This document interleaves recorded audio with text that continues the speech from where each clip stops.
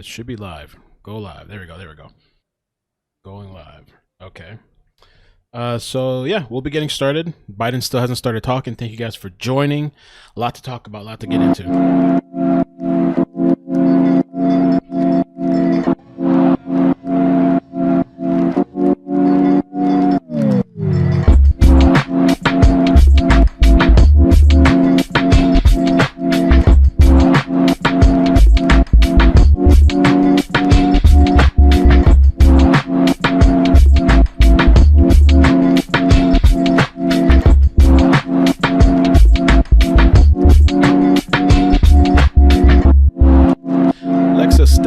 Savior, what's up?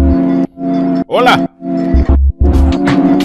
Okay, we're good, we're good. Doing a check, audio check, video check. On Facebook, YouTube.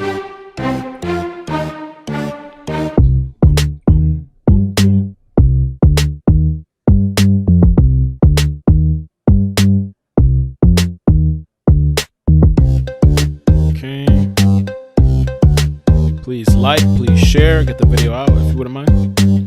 Thank you.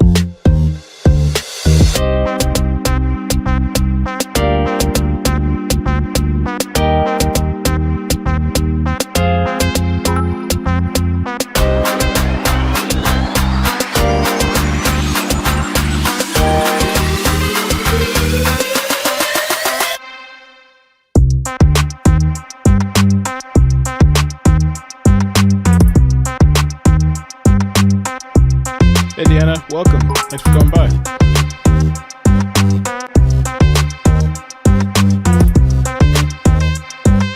Michelle.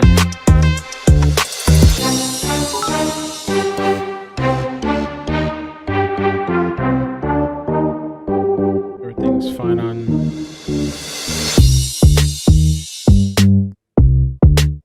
Okay, the title is a little wrong on Facebook. Fix that real quick. So I don't know. One day I'll figure out Facebook. Should be fixed. Let's see.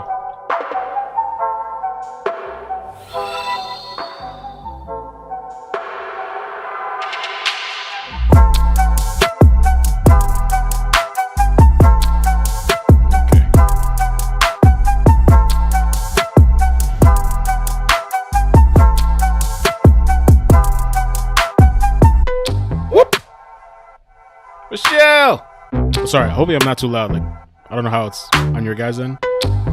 I'm not really yelling, but I don't know if it's like making your ears bleed.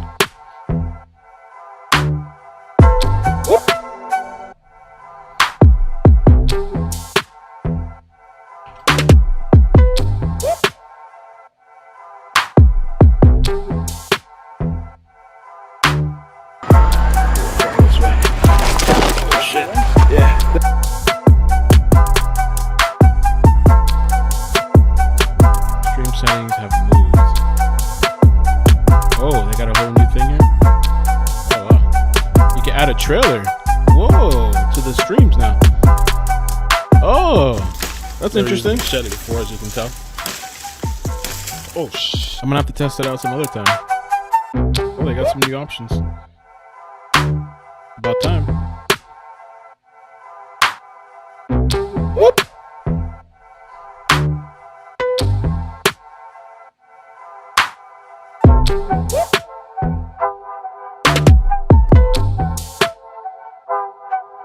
Okay, let's see. Mr. Joe Biden say anything yet? Let me take a look real quick. Let's take a sneak peek. Biden's still in here. That's okay. I got a bunch of stuff for you guys. We can wait till he starts. In a minute, I'm gonna stop and look where we're at on GPS. Something out there. Heard something. I'm gonna pull up my GPS. See where we're at. Oh shit. Serafina, welcome. Yeah, I can't believe this. We're actually going Paola. back to the trail. Shar, how you doing? We're not going up. We're going sideways. Neely. Jay. Here's something creepy for you guys. Good conversation. We thought we were going straight up north, like north. We thought we were going up this. There's something up here. Napping. Just heard something. Something's up here. Somebody an animal or Shanty, somebody's hey, up here. welcome. Thank you for coming. I appreciate you guys spending the little bit of the afternoon. Oh, it's a bird. Big bird. Holy. Yeah, I was gonna come on earlier, but I think the media and everybody thought Joe Biden was gonna be on earlier, but apparently it turned out to be this afternoon. So he's still not on yet, but I have a bunch of things that we can talk about what's related to Surfside. I found a bunch of stories.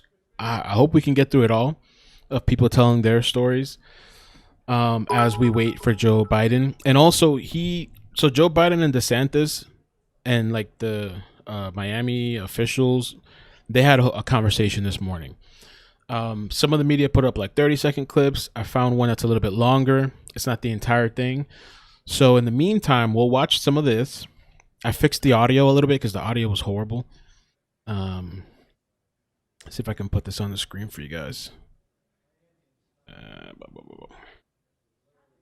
Okay. Let's see how this... Day one, you called me that morning. So in the meantime, while we wait, we can see about this morning's conference or whatever. We hustled into day one. You called me that morning. We hustled into a little room in the Family Reunification Center so I could take the call, and you said whatever we need, and I said bring FEMA, and here they are on the ground. So it's been an incredible collaboration from the beginning with the federal, with the state. We had our Florida Emergency Management Director, Kevin Guthrie, here immediately. The governor has been here every single day. The senators, I believe, the same, and our state and municipal leaders as well. So the collaboration from the elected leadership to the police departments, all the municipals, of course, under the leadership of our incredible Miami-Dade Police Department and Freddie Ramirez, our director, and without a doubt, the fire department and our fire chief, Alan Kaminsky, who has led the effort of these first responders who are in the world's hands. Everybody is praying and watching these incredible men and women as they proceed day after day and literally have to be pulled off the pile, Mr. President. They are here to save lives. That is what they live for, and it is truly humbling. So we all know this is an unprecedented, devastating disaster unlike anyone has ever seen. It's shocked the world, and the fact that we've all come together is what gives us hope, is what gives us strength and inspiration. It does for me every single day as we talk to the family members, as you'll soon be doing, as they are waiting for news of their loved ones, as you said, and also those who've been displaced. I mean, it's just a crisis all around, but we are working together to handle the crisis, to get the answers about what happened here, and we can update you on that. And we are going to be examining every inch of this catastrophe with the full might of the federal, state, and local government to do so. So we want to make sure, the world wants to make sure that a tragedy of this nature never, ever happens again. So we have a briefing. Yeah, he kind of looks like he's dragging. For the people that are just joining, we're watching this until the actual new remarks come from him. This was from this morning. And I think Biden said he was in Europe or something like that. He's been traveling all over. Looks like he's tired. For you, and I want to start with our governor, and I want to thank you, Governor DeSantis.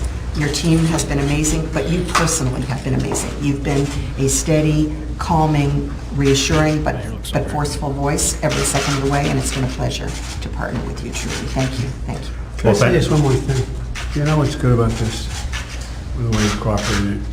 We're letting the nation know we can cooperate. Yes, sir. That's right. And when it's really important, I was talking to Debbie about it on the way down. We come together. This is life and death. And so I don't think, I just got back from 12 days in Europe. They wonder whether we can do this. And you're doing it. I mean, just the simple act of everybody doing whatever needs to be done is, and it really makes a difference. Well, thank you, Mr. President, and you recognize the severity of this tragedy from day one, and you've been very supportive. We in Florida, you'll drive up and down these coastal roads, you'll see these buildings, and I've driven by that building, probably never thought twice And then something like this happens, and you recognize in each individual unit, there's an amazing story, and lives have been shattered irrevocably as a result of this. We've already identified, unfortunately, fatalities, people who've been 92 years old, have been the matriarch of a wonderful family. We have families with kids missing, and we even have young newlyweds who hadn't even been married a year who were in the tower when it collapsed. And so the cooperation has been great. The local, both the municipal and the county have been fantastic. And you guys have not only been supported at the federal level, but we've had no bureaucracy. When we're dealing with FEMA, we're literally getting requests routed from local to state to federal in no time, and the approval's happening. There will be none. Yeah, and so that really, I think is important. And so we've had people, this is the first response in Florida's history outside of a hurricane where all of our urban search and rescue teams were mobilized. So they've been going in and out of the rubble, searching, trying to find people, trying to rescue people. At a minimum, trying to identify anyone who may be deceased to bring closure to the families, which is very important. But they're tired, and this has taken a toll on them. And so the fact that we now have that search and rescue team from Virginia here, and I know we have some more on the way, that's going to be helpful, because this is grueling, and obviously the families' lives have been shattered. Mental health is going to be important. We're going to need some mental health support for some of the folks who've been in that rubble, because it's not easy to do.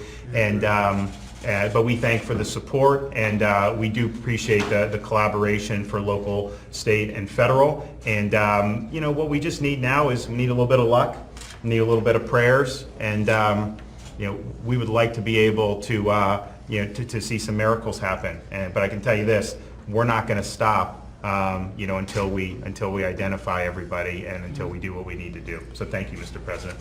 Mr. President, I want to acknowledge the leadership of the First Lady, Casey DeSantis, as well, who is very, very focused on children and mental health issues and is bringing that agenda to our discussions. And of course, we've been including all of that, as you'll learn from our briefings, but we know how important First Ladies are, so we just want to be sure to give a shout out.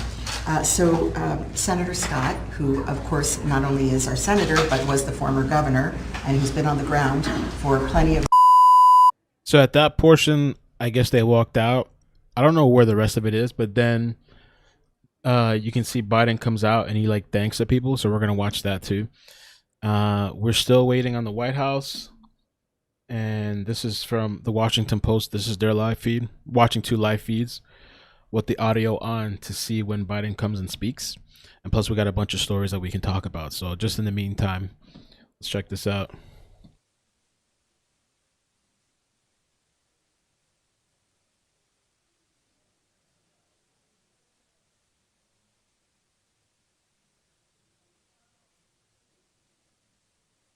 Fast forward a little bit.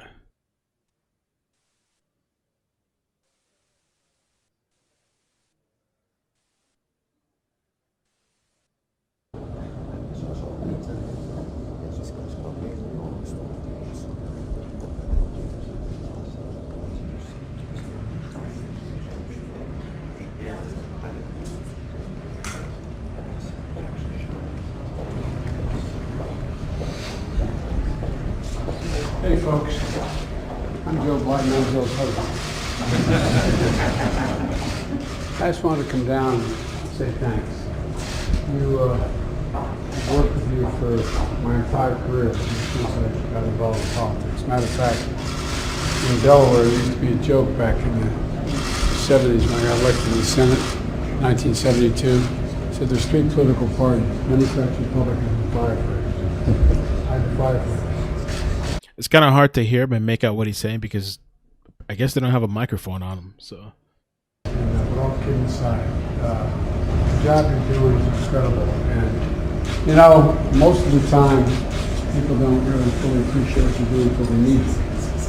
And Joe and I have had the experience of having needs. You saved my life. Literally, my fire department saved my life when I had 2 cranial aneurysms and I had to get to the hospital room, a snowstorm, and had to get to Walter Reed, which was 122 miles away. She got me down in the snowstorm for a 9.5-hour operation to save my life. And when I first got to the Senate, 29-year-old kid. I wasn't even old enough to be sworn in yet. I had to wait a bit. And I got a phone call when I was down there hiring staff that my wife and daughter and my 2 boys tractor trailer bus at 995. And took the jaws of life. Not 995, I misspoke. That was the actual chosen. And it took the jaws of life almost 3 hours to save my 2 sons. Our 2 sons who ended up hospitalized for a long time. And then not long after I was getting out of the hospital, I was down talking I was on Meet the Press, got a phone call. Lightning struck my home.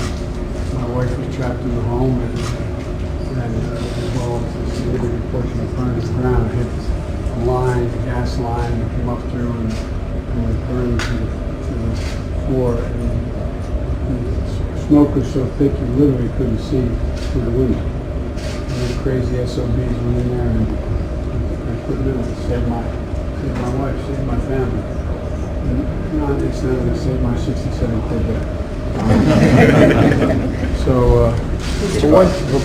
what you do? I want to introduce you to our battalion chief for Task Force 1. How are you? What's your name? Let's see.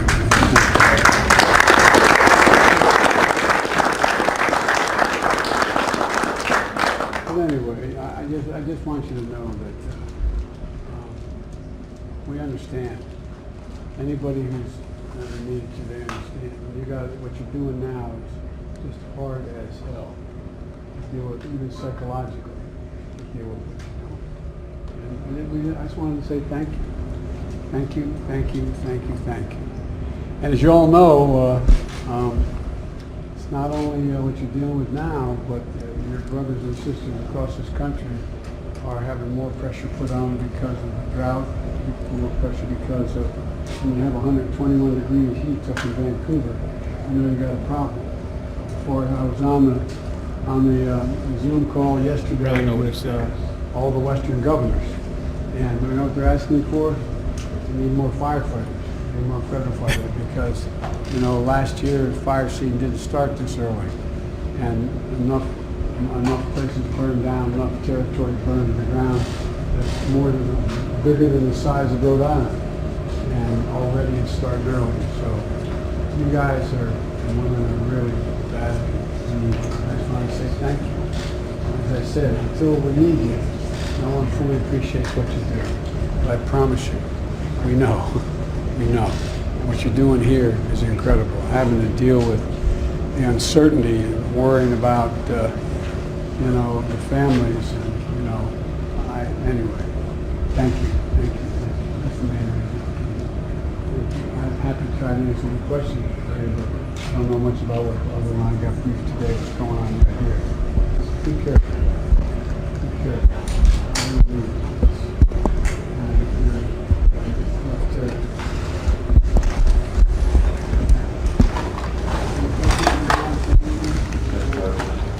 That was it for that.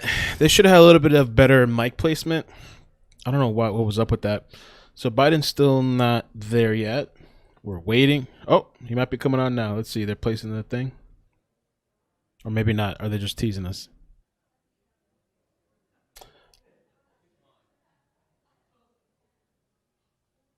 The other thing too, he might be about to come out. We'll see. I'll put it full screen if he comes out.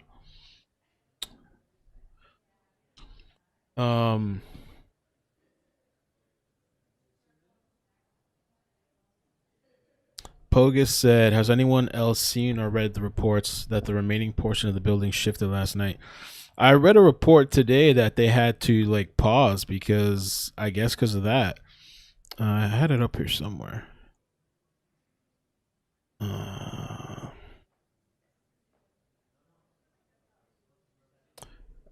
One of the things I had up had it. I don't know where it's at now because I have so many things ready to go to show you guys. What I'll do in the meantime while we wait is I wanted to show this clip. In the meantime, from WPLG Local 10, says family wants Biden to stay away from Surfside, not to distract the rescue. I guess because they had to get all, security and police and all this stuff. He went over there today to speak to, I don't know if he's still here, like in South Florida, but he went to speak to families. He went to speak to like fire rescue, DeSantis, like all the officials of the city too. And then now he's supposed to be doing this for Mark. Day Let's check this out in the family meantime. members are growing more anxious and frustrated while waiting for word about their loved ones. And tonight, one family says they're concerned that President Biden's visit tomorrow will set back the search even more. Here's Local 10 News reporter Rush Lowe live now with their story. Rush. So for 7 days, the Ainsworth family, they have not spoken. They are a large family, 7 brothers and a sister. They have 2 parents in the Champlain Towers, but they break their silence tonight for one reason, they tell me. They say President Joe Biden should not come to Surfside tomorrow. Why? Because they believe in miracles, and they believe that precious seconds will be lost. Are you guys having an issue watching me right now? Let me double check myself. It looks weird on my end. Hold on 1 second. I got an error, like a playback error. Let's see what it looks like. Concerned that the president's visit will interrupt the search. Ezzy Wasserman has his 2 in-laws, that's fine. Svi and Okay. Itty Ainsworth, That's YouTube. trapped under the rubble at the Champlain Towers South. They're survivors, and we think that they're going to survive this. Ezzy, what were you going to say about them? You'll meet them. It's a tremendous deal. Our parents' lives it's their life. It's our life. It's everything for us. There's a chance God can make miracles, and until it's over, there's always hope. Day 7 of search and recovery, and this family believes President Biden's trip to the scene on Thursday will disrupt rescue efforts. Every second matters, and we believe that we're going to find our parents, and we believe that we are going to continue living with them. Hannah's mom and dad are her entire life. They just moved to the Champlain Towers South in September. And I want my wife to have her parents back. They meant everything to her. Miami-Dade police has said that the president's visit will not disrupt search efforts. The family says that's impossible. He's been showing support for this community since the beginning, and we assure you that we have plans in place with the Secret Service and our federal partners that this operation will continue. I mean, we have been resilient. We've had several challenges from weather, sorrow, pain, and I think that the president coming will bring some unity here for our community. We're going to get it done. That's not going to be a problem. It's a scary sight, and every second matters. My parents have been married for 46 years. They have 7 beautiful children. When you hear Hannah speak about her parents, it's in the present tense. They mean everything to me. Seconds are critical. In any moment, this family believes that their loved ones will come home. We don't want anything to come in the way of that. So the Biden administration actually referenced this on Monday, saying, of course, they don't want to take away any resources from the search and rescue operation. They said they were in close contact with local officials, but the planned trip will take place tomorrow. The Ainsworth family is hoping and praying that President Biden will not come down here, because as you saw there in the story, they truly believe their parents will be coming home. Okay, Borgie, We're what's live up? in Surfside Welcome. tonight. Rosh Love. Let's see, anything yet? Nothing. Okay, we got a couple more stories. We got a lot more stories. Oh, this one was pretty interesting. I'm just kind of looking at myself on YouTube right now because it looks kind of weird when I type in my name on YouTube. It doesn't show that I'm live, which is kind of weird. Usually, it would be the first thing that pops up, but for some reason, it's not showing. This lady, this story. This is the lady that was rescued by that family where they escaped from one of the top floors. They ran down the back stairs and they heard somebody like yelling, and they grabbed this elderly lady and they like helped her get over. Check out her story. I know I'm going to make it out because of those men. And now to an incredible story of survival. An 88-year-old woman pulled to safety escaping a collapse because of 2 neighbors who she's now calling heroes, and those heroes jumped into action to make sure she would make it out alive. Local 10 News investigator Jeff Heinz-Sear has her incredible story. Who would think that something like this will happen at 1:30 in the morning in your life, in my old age, that I would see something so horrible like this? 88-year-old Esther Gorfinkel was on the 5th floor. My whole apartment shake. My bed I was sleeping shake. I have my nightgown. I put a house coat. Alone, unaware of what happened, wearing only slippers, she headed down the stairwell as slowly as a shocked 88-year-old could. And when she reached the garage, help appeared from behind. It's a group from the 11th floor, neighbors who would carry her out safely. They pushed me out, and we got into water. And in front of me was a lot of debris, and we saw a hole. They picked me up, carried me on his back outside, and I saw the sky. I know I will be out. We interviewed Albert Aguero last week. Here's the family right here. One of the So this is the woman that they helped save. Men who carried Esther out, and he reflected on their encounter. She was obviously shaken. She was like, I've lived a good life, I'm good. I was like, no, you're gonna make it to the 89th birthday, I promise. You remember that? Yeah, I'm sure I remember everything. Thank you, thank you, thank you. You guys are heroes and angels, really, because they saved my mom's life. Esther now remembering the friends and neighbors that she lost. My heart is broken because let me tell you, I have a friend on the 3rd floor with her husband. I don't see them anymore. And an older lady that used to be in the 7th floor, she's gone too. And it's killing me. And cherished memories are gone. My mother's wedding pictures, my children's wedding pictures, pictures from my husband that brought from Europe after the war. Everything is in there. My poor birds are dead. I leave 2 birds there. What now? I don't know. I don't know what's going to happen. Albert Aguero with his family members. He is the individual who helped her out of the building. He is with family members in New Jersey. The two spoke briefly this morning. There was a thank you by phone. There will be a thank you in person when he comes back to South Florida. The family is working with FEMA. Again, Esther has nothing. No clothes, no bank records, no medications, zero. And she had lived in that building for 40 years. Wow. We're live in Northeast Miami-Dade. What happened to Mr. Biden?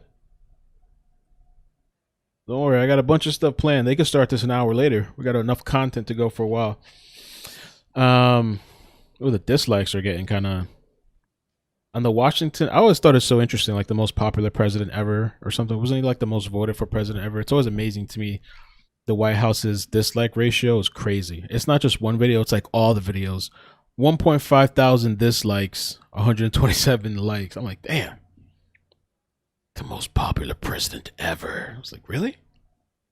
They don't pull anything positive. You have to disable the comments and everything. It's so bad. Let me see if I can. Oh, here's another. This is interesting. So Silvio sent this to me, I think last night or this morning. So now, you know, a lot of people are concerned about the buildings, the properties, the high rises, and people are now going to places and inspecting stuff. And so there's a couple of things that they've been finding. From the CBS Broadcast Center in Los Angeles, this is CBS 2 News at 6 p.m. Serious concerns tonight about this condo complex in Marina del Rey. Cracks and waterproofing issues have the county threatening to red tag it, and the people who live there are worried this could be another Florida. Good evening, everyone. That's the Biden. Cooperation between local, state, and The White House is still behind. has been remarkable. I want to thank our FEMA director for leading this national effort. I'm going to increase the volume for you guys. Governor DeSantis, Senators Rubio and Scott, Congressman Debbie Wasserman Schultz, and Mayor Gaba. They've all cooperated in ways that I haven't seen in a long time.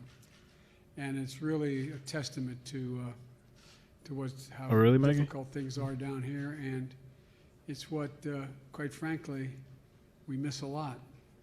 You know, we've all been working in tandem from the moment we got DeSantis, Senators Rubio and Scott, Congressman Debbie Wasserman Schultz, Better volume. and Mayor Cava. They've all cooperated in ways that I haven't seen in a long time. Better volume. And it's really a testament to how difficult things are down here, and it's what, quite frankly, we miss a lot. You know, we've all been working in tandem from the moment we got the news of the collapse of the building. And I think my colleagues will tell you we cut through the bureaucracy. The one order I gave the federal folks was no bureaucracy, just cut through it, get to whatever they need. That's why we decided to cover, for example, 100% of the search and rescue cost for the first 30 days. Not done often, but necessary here, in my view. And FEMA is going to provide temporary housing and other urgent needs for the survivors. State Department is expediting visas for family members from other countries, and there are from Latin America, South America, Europe, Israel. And I want to give a special shout out to the first responders. International Association of Firefighters, one of the best organizations in the country. And I particularly want to thank the president. Ed came down from Boston, and he's here with the entire group. You know, these folks are always showing up, no matter what. They're risking their lives. You know, there's that old expression, I know the press that travels with me is tired of hearing me saying, but I'm not tired of saying it. And that is that old expression, God made man, then he made a few firefighters. They're remarkable, remarkable people. They're always risking their lives to save lives, as well as the police and other first responders. I got to meet with a whole bunch of them. And we're able to deploy nearly 500 personnel, including 5 other search and rescue teams on the ground today here because of our FEMA director ordered it. I want to compliment FEMA, and I might add, all those folks are risking their lives to save lives, but also holding out hope that those will be found. Hope springs eternal. When I talked to those first responders, I pointed out that they're under a great deal of stress, and we should take advantage, they should take advantage of the mental health facilities that are going to be available, because, you know, we talk about our military suffering from post-traumatic stress. Well, seeing what they're seeing, doing what they're doing, understanding how much trauma is involved, I just don't want them thinking that they should walk away from help if it's needed. You know, and it's really impressive. And there's also the need, in addition to state and local assistance, to determine the cause of this collapse and the adjacent buildings, how safe they are. There are 2 outstanding concerns. First, the remaining buildings may collapse. The remainder of the building may collapse. We need to determine if it's safe for first responders to return to the site to continue their rescue mission. That's being done right now, and that's why I asked the National Institute of Standards and Technology, NHTSA, to investigate to see if it's safe to go back and what caused the building to collapse in the first place. Because we're committed not only to recover, but to restore the safety across the board. But the other reason I came down was to meet with the families. The whole nation is mourning with these families. They see it every day on television. They're going through hell. And those who survived the collapse, as well as those who are missing loved ones. I realize I'm a little late because I spent a lot of time with the families, a whole lot of time. And I apologize for taking so long to get here, because I thought it was important to speak to every single person who wanted to speak to me. So after what you all covered when I opened up the meeting, I spent the remainder of the time, and such incredible people. I sat with one woman who had just lost her husband and her little baby boy. Didn't know what to do. I sat with another family that lost almost an entire family, cousins, brothers, sisters.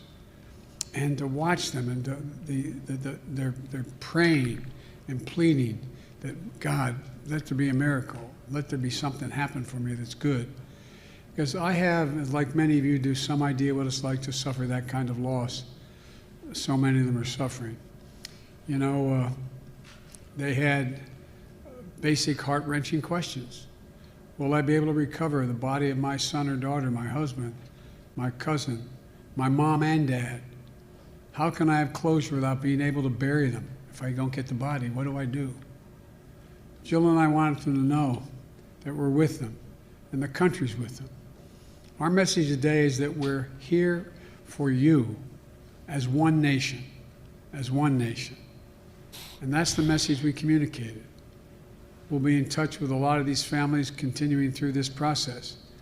But there is much more to be done. We're ready to do it. And again, I thank the governor.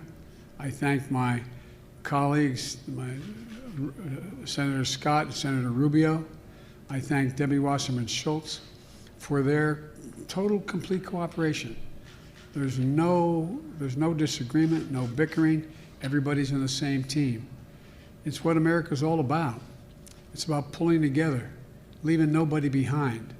And that's what made me feel, the one thing that made me feel good about this is the cohesion that exists.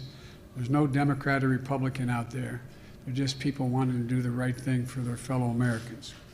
So may God bless the victims and their families, and may God protect our first responders. And I'll take a couple questions right now. Oh, questions, good. What were you told today about the likelihood, you said hope springs eternal, but that somebody will be able to be pulled out alive from this? And what were you able to convey to the families about that possibility? Well, look, first of all, the families are very realistic. They know the longer it goes. And one of the things that the local FEMA personnel, as well as the local first responders, did is they took all of the families to the site to see what it looked like up close. And they're all realists. They all look and they see those floors just literally feet, cement upon cement upon cement. You know, when I talked to some of the families, some of the people who did escape, they survived, got out, they talked about watching the building collapse and watching as they're in the garage, one floor come down literally as a whole floor on top of another floor. They know that the chances are, as each day goes by, diminish slightly. But at a minimum, they want to recover the bodies. They want to recover the bodies. There's a lot of very religious people who are in there. Members of the rabbis in the Jewish community were talking about the need to make sure that they recover the body and be able to bury them, give them, and anyway. So I think they're very realistic, Mike, but I don't think that in any way suggests that it's too, we should stop. I think that we should move on, continue to try to recover the bodies. In the meantime, that's why NISTA and others are determining whether or not it's safe to send the first responders back. When they'd ask me about this, I'd point out that the last thing they would want and we would want is in the process of trying to recover, and the possibility, there's still a possibility someone could be alive, someone could still be breathing, someone could be there, that the last thing you want to have happen is have that building collapse and kill 10, 20, 30, 50 firefighters or wound them or first responders. So, but Mike, they're realistic. It just brought back so many memories. It's bad enough. It's bad enough to lose somebody. But the hard part, the really hard part, is to not know whether they're surviving or not. Just not have any idea. When the accident took my wife and my family, the hardest part was, were my boys going to get out? Are they going to make it? And not knowing. When you're flying home from Washington, you get the news, you just don't know. So but I was amazed. As you know, I've done a lot of these circumstances where I've met with families who have had great loss. And what amazed me about this group of people was their resilience, their absolute commitment, their willingness to do whatever it took to find an answer. I walked away impressed by their strength. And Nancy Bloomberg, do you have a question? Yeah. I was told. Oh, thank you. Yeah, what did you learn, if anything, about the... Oh, so I guess he knows all the questions that's coming in. Like, I guess they tell him all the names and stuff? Or I don't know how that works. Collapse of the building. Is there anything more you learned from investigators or the FEMA administrator? No, it's underway. I don't, and the director of FEMA is with me here. We don't have any firm proof of what's happened. There's all kinds of rational speculation about whether or not the rebars were rusted, whether or not the cement, whether it's limestone or not, whether or not. But a lot of the families who survived talked about how upset they were that in the last years that they've been here, how there was one condominium complex built across the street and a road was purchased, and while they were living there, they would hear the drilling and they feel their building moving and shaking. There are all kinds of discussions about whether or not they thought that water level rising, what impact it had. And interesting to me, I didn't raise it, but how many of the survivors and how many of the families talked about the impact of global warming, how much it, and they know exactly, but they talked about sea levels rising and about how there were, and the combination of that and the concern about incoming storms, incoming tropical storms. And so, but I don't think there is at this point any definitive judgment as to why it collapsed and what can be done to prevent it from happening and what other buildings may have to be inspected to determine if they have the same problems. I'm supposed to head out and catch up with the governor, so I want to thank you all for taking the time. Can we ask you about two matters away from where we are now? First is, while you've been speaking, a top associate of the former president has been in a New York court pleading not guilty to various financial charges. Do you have a reaction to that? And secondarily, if I can, does the Supreme Court's ruling today on an important voting rights decision add to the sense of urgency you feel about pursuing voting rights legislation? What the bullshit are you asking about?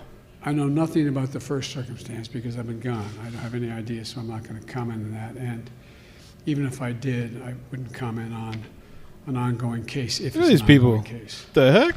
With regard to the second point, I think I did get a summary on the way down on the plane of the Supreme Court decision. It is mildly positive in the sense that there's a remedy available based on the particular voting decision. I think that it is critical that we make a distinction between voter suppression and suspension. The ability of a state legislative body to come along and vote, their legislature vote to change who is declared the winner, I find to be somewhat astounding. But the Supreme Court did not rule that way today, to the best of my knowledge. And but I'll have much more to say about that because I plan on speaking extensively on voting rights and as well as going on the road on this issue. So thank you all very much. Man, well, that wasn't much.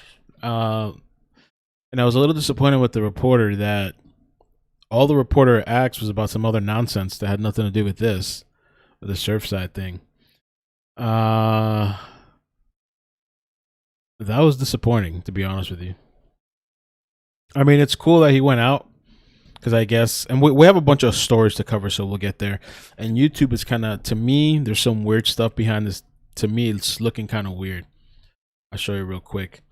Just on my end, it just, when I try to see my own playback, it gives me this error. An error occurred. And so if you're signed into your account, if you search iCkEdMeL, you'll see it. Like how, let's say, look, I searched myself, right? Oh, now it's not actually even showing when I search iCkEdMeL.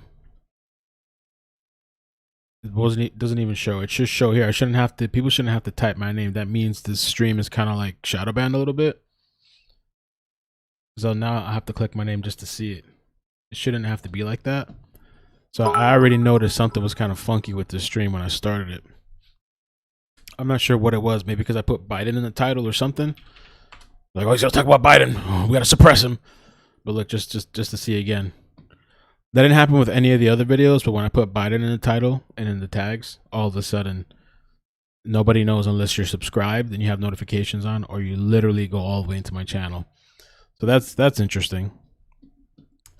But anyway, we'll still keep moving on. To me, that was somewhat disappointing. There was a mini small brief this morning too that I'm going to play, and then I'm going to share some more stories with you guys. Let's do this. This was a lot shorter this morning. But there is, we have a storm coming, tropical storm or whatever it is. It's been raining, thundering this morning. The lights flickered, everything kind of went out and came back. There was a pause supposedly too, and I'm going to get back to the video too about the other structural damage, the other buildings and stuff. To me, that update or whatever that was really disappointing. I don't know what that was, but I guess the most important thing is that he went out and spoke with families. I guess, you know, I don't know. Storm cyclone. Well, good morning. As most of you know, overnight, potential tropical storm Cyclone 5 became Tropical Storm Elsa this morning. It's going to continue to quickly move through the Caribbean through the weekend, eventually turning northwestern near South Florida by Monday. We are not expecting any impacts through Saturday, but obviously the state meteorological team is actively monitoring the storm. We'll continue to provide updates, and our Department of Emergency Management continues to implement contingency plans for potential tropical weather impacts, including identifying alternate work facilities. As of this morning, our state response team has coordinated more than 500 on-scene responders, including local and state personnel. 59 individuals have been registered for individual assistance. 108 resource requests have been fulfilled, and the Florida Department of Transportation has removed almost 1,400 tons of building material from the site. Now, obviously, last night there was issues with the remaining structure, and our state assets are being provided to Miami-Dade in terms of engineering know-how, so that they can look to see what their options are to handle this. Obviously, we believe that continuing searching is something that's very, very important. So we have Florida Department of Transportation engineers working. I know that the fire department and the county are getting their different options on how to handle this. But of course, we're going to provide whatever resources they need to be able to allow the searches to continue. Thank you. Thank you, Governor. Lieutenant Governor Jeanette Núñez. Buenos días. El gobernador indicó que todavía estamos monitoreando muy acerca lo que es la tormenta, Tropical Storm Elsa. No estamos y por eso asumir, así que first we were forced to halt operations on the collapse in the early hours of the So this is the whole halting of the operations thing at some people morning, mentioned. everyone. We're here to share a brief operational update with you. As many of you have already seen, we were forced to halt operations on the collapse in the early hours of the morning due to structural concerns about the standing structure. We're doing everything we can to ensure that the safety of our first responders is paramount and to continue. Stephanie, calm down. All right. I don't know why people are losing their mind in the chat. It's not about whatever. We're looking at the updates for the story. Biden made a small little presentation. Relax, all right? Everybody, every other stream, somebody's losing their mind. Calm down. Right? Our search and rescue operation as soon as it is safe to do so. And our engineers are continuing to monitor the structure as we've paused operations to evaluate the situation and all possible options and next steps, including with the assistance of the state engineers. I want to stress that President the entire Biden's stream, you've visit been complaining today about the same thing. Will have no impact on what happens at this site. The search and rescue operation will continue as soon as it is safe to do so. The only reason for this pause is concerns about the standing structure. We've already informed the families this morning who are waiting and waiting about this development, and we have worked to answer all the questions that they have about the operation. And we will continue to keep the families and all of you informed as we get new information throughout the day. Chief Kaminsky is going to join me for a more detailed update on the activity at the site. Estamos aquí para compartir rápidamente. Thank you, Madam Mayor. Miami-Dade Fire Rescue Chief Alan Kaminsky. Good morning. The temporary stop in operations occurred at 0211 due to additional concerns for building stability. The stop in operations was based on the subject matter experts of several on-site structural engineers. Concern assessments included 6 to 12 inches of movement in a large column hanging from the structure that could fall and cause damage to the support columns in the subterranean garage area. Slight movement in the concrete floor slabs on the south side of the structure near the north and south corner of the building that could cause additional failure of the building. Movement in the debris pile immediately adjacent to the south side of the structure. Assessment of the combined data points and continued monitoring. The Incident Command will work with structural engineers and other subject matter experts to develop options for continued rescue operations.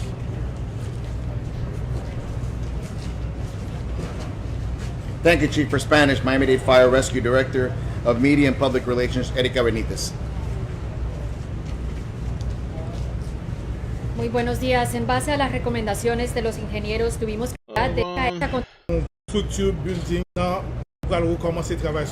We're monitoring the cracks. I couldn't pinpoint. Well, we've been working in a very, very unsafe environment, so I couldn't pinpoint it to one specific incident. Just last night, as we're actively producing our search and rescue efforts, our monitors went off where we're monitoring the cracks. We had 3 that signaled there was some expansion or whichever with those cracks. So immediately we removed, as well as there was shifting, as I mentioned, with that column 6 to 12 inches. And if I could just do a quick follow-up. During the very first press conference, we heard an update on human remains being found. Is there any other update on human remains being found? Any of they've been found? Up until the stop of the search, our homicide and crime scene personnel have been on the scene. We have been recovering family members, and at times we've recovered as well human remains. But right now, there is no process until we ensure that that site is secure, so we can immediately get back to work and keep doing what we're doing. Okay? Sí, amo tata. Number.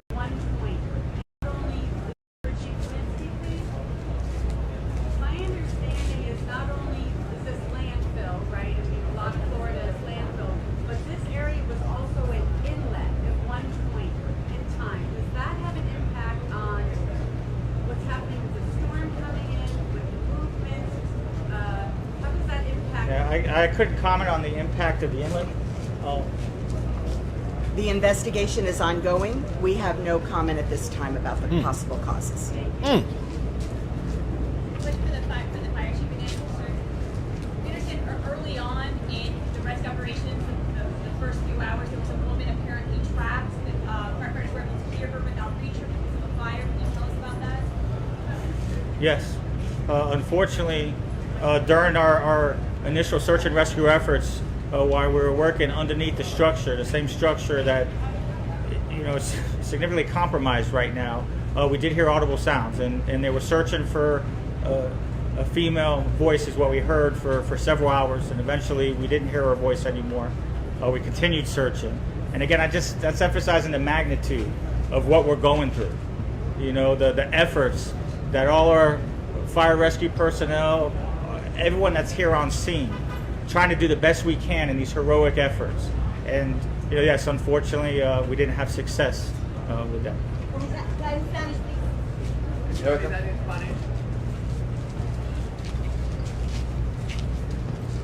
Durante ese I'm gonna go with the last question right here.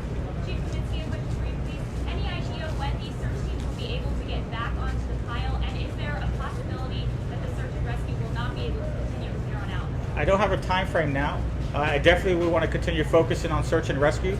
So we'll have a meeting with the structural engineers, and they'll develop different plans so we can evaluate and see what's best. So time frame, I can't tell you exactly when, but right now our primary focus, you know, obviously is rescuing our victims as well as protecting, you know, our fire personnel that are life-saving as well. So we'll evaluate, and my primary focus will be to see how we can get back out there and continue our search and rescue efforts. Do you think there's a chance of getting back to the search and rescue? I can't comment. I'm definitely optimistic that there'll be a possibility. Thank you. Appreciate it. So that was that. I want to move on to some of the updates. As far as Biden speaking, like I get, there's going to be some political conversation, whatever. But we're not going to harp the entire stream for the little 10-minute speech that he made. We're not going to keep complaining the entire stream. We got to move on. I know people are obsessed. That's the only kind of conversation they can have in this time and day and age. But it's really not fully focused about that. To me personally, when he came on, it was a little disappointing. But I mean, if he went and spoke to families, maybe for some people, that encourages them. It makes them feel like they're getting their attention that they need. I don't like that kind of stuff. I don't know what happened. We haven't seen those conversations with the family. And honestly, if he didn't go anyway, they're gonna slam him anyway. If he went, they're gonna slam him. If he didn't go, they're gonna slam him anyway. But you know, it's not going to be the entire thing. I don't see it. To me, it's not that interesting to keep having a conversation about Biden with this particular speech. What is kind of interesting though was this video that we talked about. Well, I made a video on this last night. I can get a better screen. And so there was this whole situation where Local 10 posted this rescuer that was not rescuer, but this woman. They heard a voice or something like that, and they were trying to find her. I'm gonna play the clip again so we can briefly kind of talk about it. And I guess a fire broke out and they had to back off. In between the rescuers and the woman that was in the rubble, there was, the article says, a dumpster, metal rebar, and a wall of concrete. And supposedly by the time they came back, they stopped hearing her. There's not a lot of information about, I mean, they say she's deceased, but as far as exactly what happened and was she even pulled out of there yet or whatever, there's not that much information. Over here it says, to this point, it's not known who that woman was or if she's been removed from the building. Now, the interesting thing about that is, because we spoke about this on Discord, is we were looking at the floor layout, which this great article put out by the New York Times, floor by floor, because it was a woman and she said she was there with her parents. I'm not going to go through and speculate on the names. We just did that in private. But if you go through this article, you can kind of deduce it's either one or two people from the information we have currently. Of course, there's other apartments that we don't know who was there. It says status of residents unknown, so it could have been another family. But you can kind of deduce there was two families there where there was a woman with her parents. And so that's really unfortunate. Let me play this clip for us, for the people that missed it. And I don't need to play the entire thing, but just a portion of this. Yeah, and it could be anything. We said she may have passed out. Could have been oxygen, could have passed out. Maybe she just died from not having water. I don't know. Fire rescuers continue working around the clock with hopes of finding signs of life. But tonight, Local 10 News has learned that in the hours after the collapse, firefighters heard a woman's voice in the rubble. But that rescue effort ended in tragedy. We begin our coverage tonight with Local 10 News investigator Amy Viteri with the latest for us. Amy. And I want to get back to the building too after this clip, the marina, which Silvio sent me, which I thought was kind of interesting. There's just a bunch of structures that are old, I think past the 40-year mark. They have cracks, they're not being maintained properly, and so a lot of people now in South Florida, they're pretty concerned. I mean, I would be concerned. There's some people, I saw a guy the other day that's in a sister building of this building that went down, the South Condo, and he said he feels comfortable and confident. I was like, I don't know how you can feel comfortable and confident, but some people feel okay about it. Well, Calvin, sources telling me there were multiple first responders in those first few hours who were talking with a woman who said she was trapped near a bed. Now, one firefighter telling me they rushed into that fallen building in the immediate aftermath, not sure if a further collapse was coming, and says they did everything they could to get to that woman, but could not reach her in time. And tonight, that loss is taking a toll. In those first few hours after the Champlain Towers South collapsed, rescue workers got reports of a woman alive, trapped near the garage. One first responder who was there asked not to be identified, but tells Local 10, that's what we're trying to do, get this lady out and comfort her. She was asking for help and she was pleading to be taken out of there. We were continuously talking to her. Honey, we got you. We're going to get to you. But this photo he shared shows what stood in their way, telling us he and others first on scene rushed in before anyone even knew if the building was safe, pausing only to send a quick text to his children. Love you guys, always. He says, the first thing I remember is thumping on the wall, and then I remember her just talking. I'm here. Get me out. He says crews never abandoned that effort, but he later learned the woman didn't make it. A feeling of not only defeat, but it's a feeling of loss. We are human after all. We're not robots. We're not machines. We feel it. Miami-Dade Lieutenant Obed Frometa with Florida Task Force 1 also serves as a chaplain, helping his colleagues cope with the losses they're facing here. Local 10 also learned of an email sent by a supervisor worried about the effects of this loss on his crews, saying they were involved with an active conversation with the female trapped next to the bed about 10 to 11 hours after the collapse. She was aware her parents were also trapped next to her.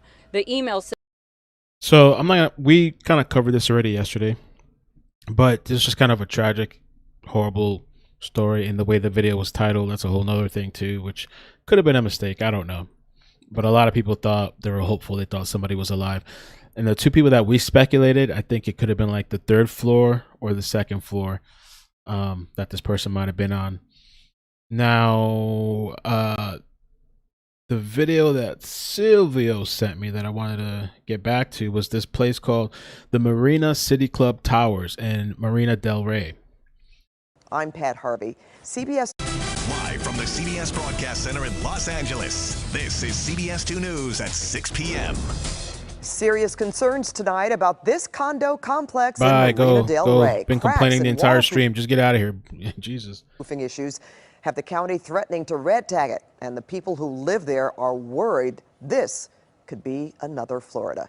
Good evening, everyone. I'm Pat Harvey. CBS 2 News has learned LA County ordered the complex to be inspected after seeing the tragedy in Florida. And CBS 2 investigative reporter David Goldstein is live in Marina del Rey with his exclusive story for us tonight. David. Well, Pat, this is the building behind me, the Marina City Club. $1 million views, but we've learned the county has threatened to red tag the building if millions of dollars of repairs aren't made. The question is it structurally sound? Today, Supervisor Janice Hahn asked Public Works to investigate, and after what happened in Florida, residents are scared. I'm scared to death. I'm really scared to death. Look at that. From the air over the Marina City Club in Marina del Rey, our Desmond Shaw showed the cracks on the 50-year-old high-rises. Oh, looks like a lot of cracks on that one. There are 600 condos, many with $1 million views, along with 100 apartments. Residents also videotaped cracks on the roof. See how cracked it is at the bottom? And showed us cracks and decay on the ground, both above and below. Ooh. In the underground garage, way below street level, you can see concrete on the ground. Looks like someone pushed it aside. It came from up above. Seeing this, some residents fear another Florida catastrophe. Do you worry that this is going to collapse like what happened in Florida? Absolutely. I've been worried ever since I heard it happen. I haven't been able to sleep. The Champlain Tower in Florida collapsed last week. The cause is still undetermined, but reports say prior inspections showed cracking and failed waterproofing. The cracks. At the Marina City Club, this construction report we obtained from 2018 called it an aging property with pictures of waterproofing cracking on the deck and leaking pipes below. We obtained another report prepared in April of this year that said nearly all of the waterproofing throughout the property on the recreation decks and tennis courts is failing in some way, with water penetrating the structure. It goes on to say, over time, this can cause significant damage to the building's structural integrity. Gling, gling, gling. That's the noise Elena May says she hears in her condo after years of leaks. The noises, the cranky noises like a metal hitting each other, it's been happening for a long, long time. The condos are on leased land from LA County beaches and harbors. The department says it's been working for years to get the leasee and the condo owners to make millions of dollars of repairs, but there's a dispute over just who's going to pay for it. In this memo to condo owners earlier this year, the association said the county has threatened to red tag the development, which would mean the buildings are declared unsafe unless we begin the process of repairing.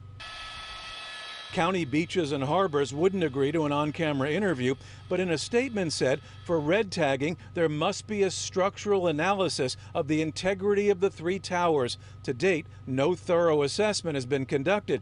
But after the Florida collapse, the county got the leasee to begin that engineering study to determine if the buildings are safe. I mean, I just hope it's not too late.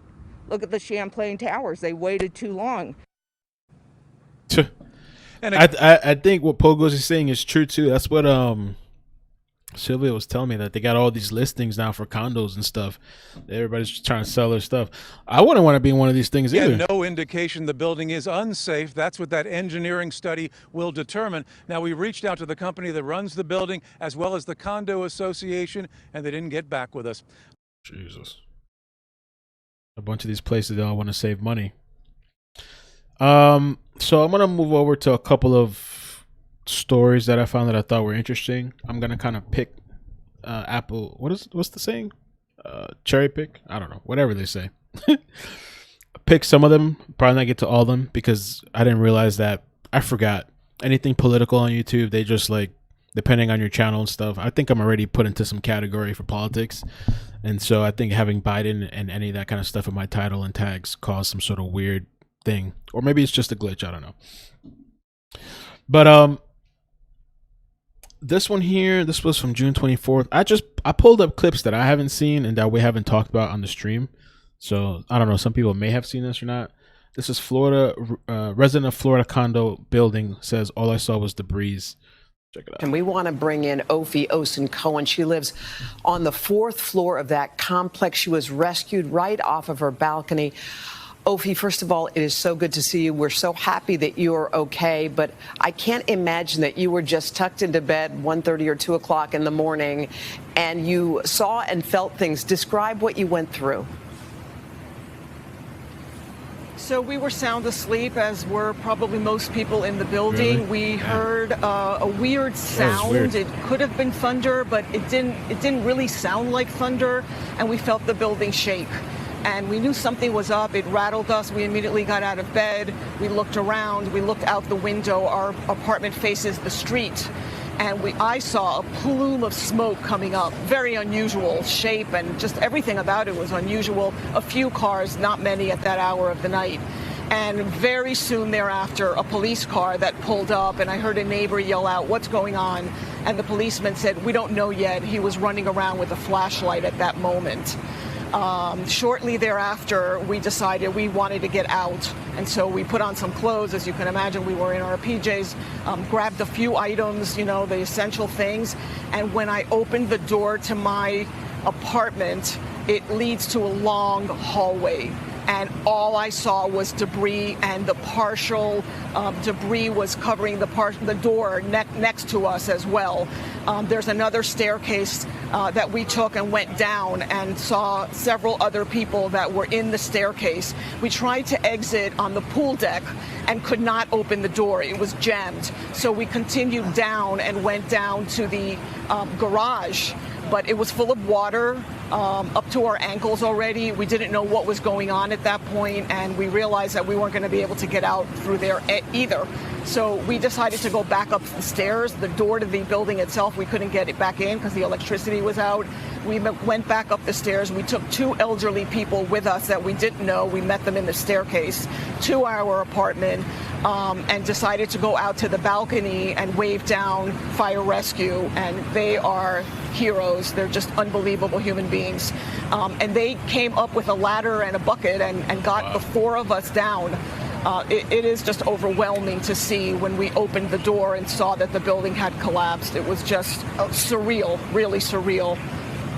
Ophi, I mean, what you have just described is absolutely terrifying, and going all the way down and bringing your neighbors with you and then being rescued. And, you know, this is a residential condo building. It's off-season in Miami. Do you have a sense of how full it was, how many of your neighbors may have been sleeping in their beds in the portion of the building that went down?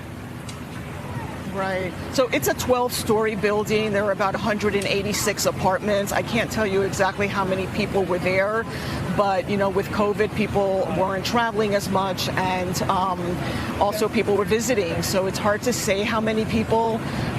We didn't see a lot of people initially because we were probably one of the first to get out. Eventually, we walked about 5 or 6 blocks to the community center, which was a station, you know, a gathering station, and many people came after that, and others were waiting to hear from their loved ones. So I don't know how many people. I can't really estimate that at the moment. But people in the building are snowbirds. Others, you know, come on the weekends. They have a home in other parts of Miami.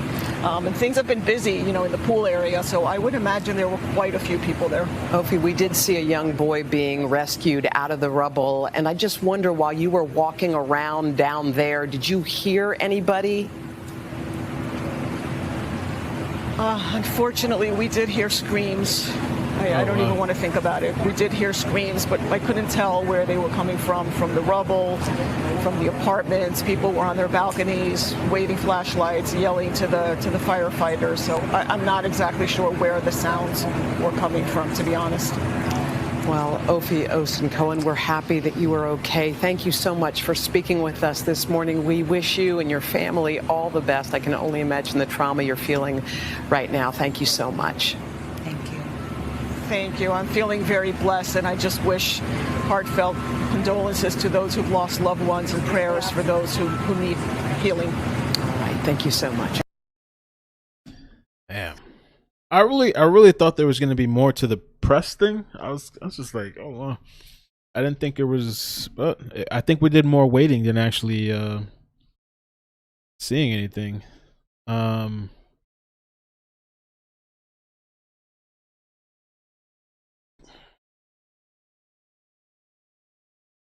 there's like a bunch of stories, man. There's horrible ones. Let's check out this one. Let's check out a survivor. Try to mix a little bit of some of the good stuff. I mean, I don't know, a horrible thing. We also continue to hear stories from people who survived the collapse. Local 10 News reporter Christina Vasquez continues our live team coverage now with one grandmother's incredible escape. Christina. She tells me she believes listening to her gut instinct saved her life.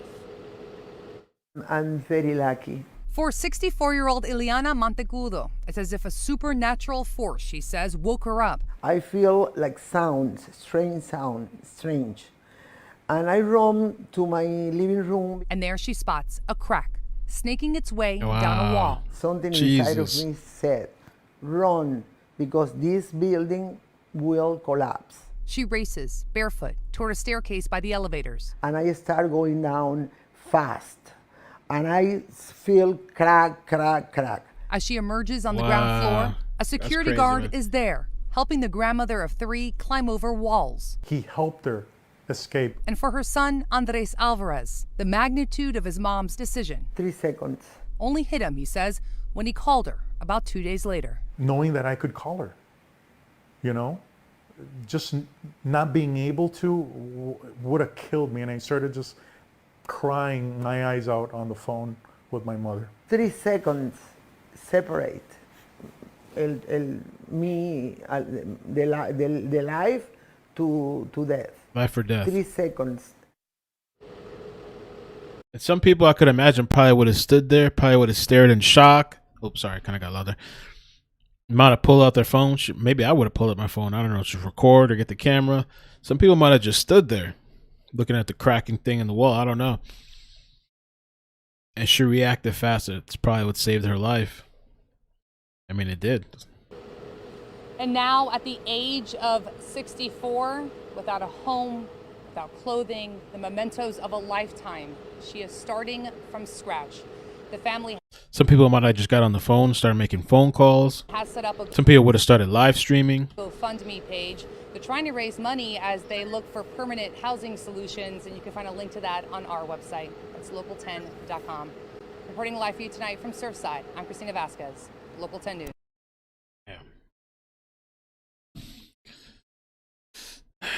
I mean, it's just all horrible stuff, man. It's just like, some of the stuff I don't even want to like look at, you know, 'cause it's just,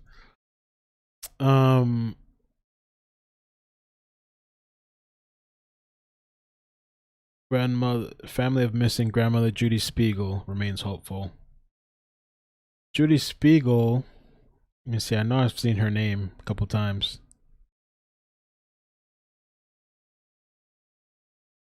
Oh, she was on the 6th floor.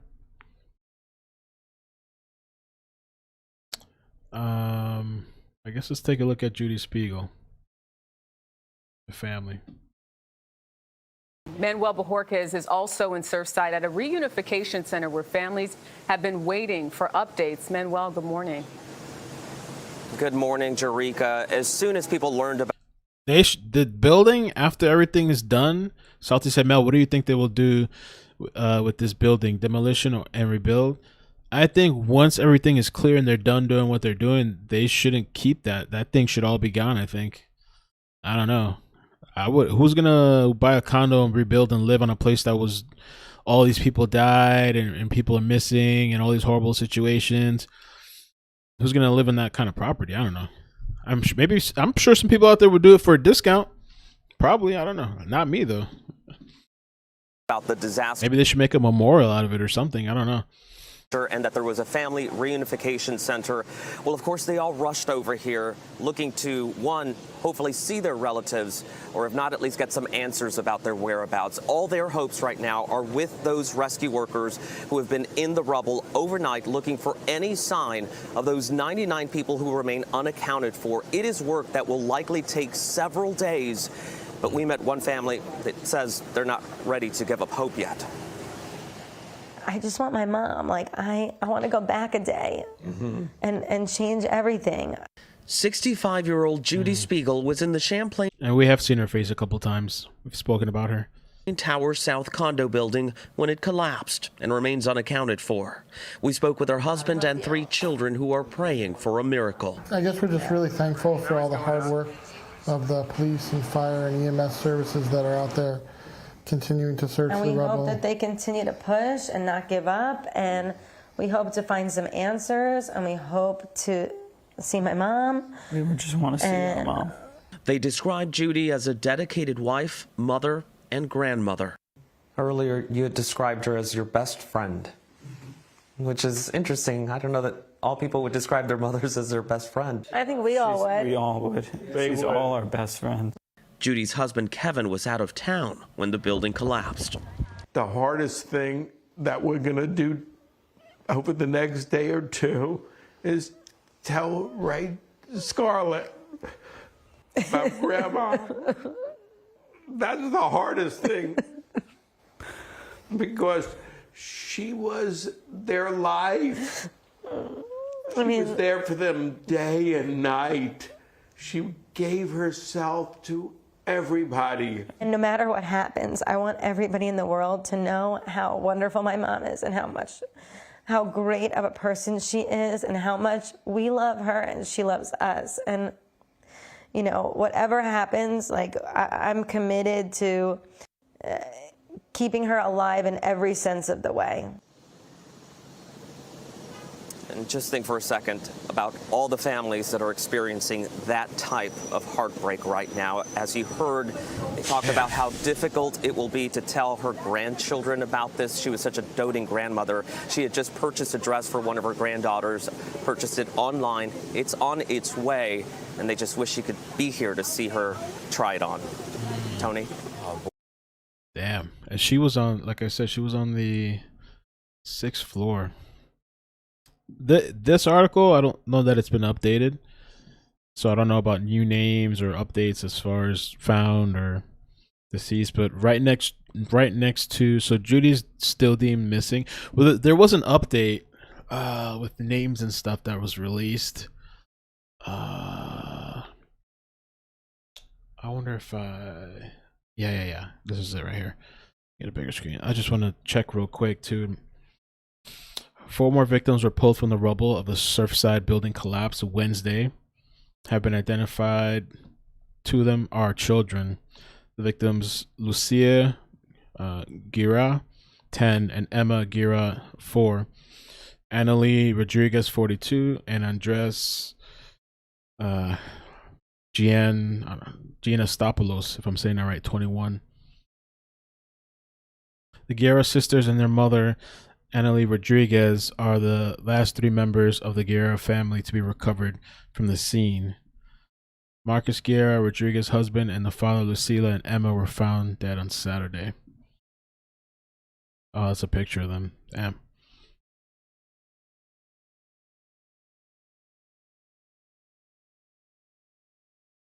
So the 10-year-old, the 4-year-old, the mother, the Guerra sisters and their mother, Annalie Rodriguez, are the last 3 members of the Guerra family to be recovered from the scene. Marcus Guerra, which is Rodriguez's husband and father of the kids, was found dead Saturday. Oh, man. Let me see if it was marked on this map. I mean, on this article.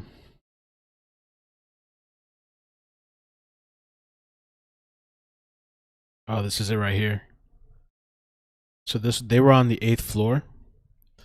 Marcus Guerra and Annalie Rodriguez and their 2 young children. Damn. So it was updated here too. Okay.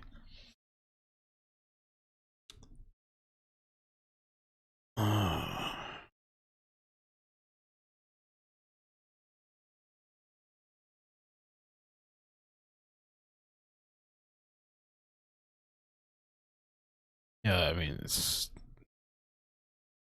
deceased. Status unknown. Residents were away. Missing, deceased. Status unknown. Resident escaped. 6th floor. Status unknown. Missing. Oh, man.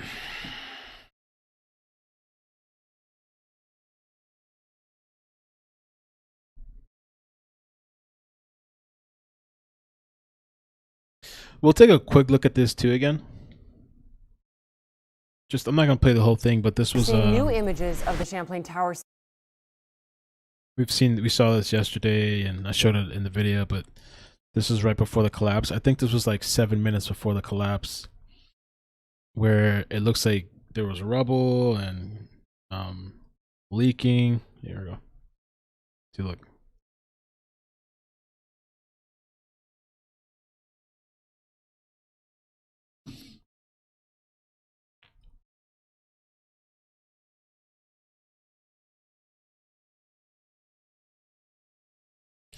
There was a story too that was kind of sad by well, let's bring another survivor in Florida, disaster survivor. Let's bring in another somewhat, try to mix it up a little bit. As search and rescue efforts continue in this Miami suburb and families of the victims look for answers, we're hearing more from those who survived, how they got out, and for one family, what they're calling a second chance at life. Albert Aguero and his family were vacationing in his parents' apartment on the 11th floor when the building collapse jolted them awake. They're from New Jersey. This is his son, Justin Willis. So we walked into the hallway right where... So Julie sent me a clip, major collapse. What collapse of a building under construction? Where was this at? DC fire EMS. Washington, D.C. All right, we'll take a look at that in a second after you play this. It's interesting. They removed the trapped victim. He is an adult male and is conscious. The elevator would be, and once you turn left, you realize that the apartment next to you is basically gone.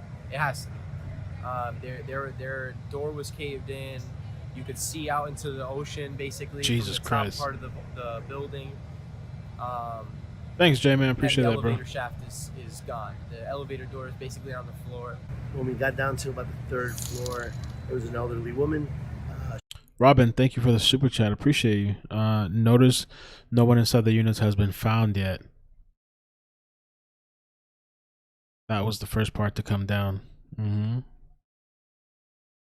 No one inside the units has been found based on the NY Time article.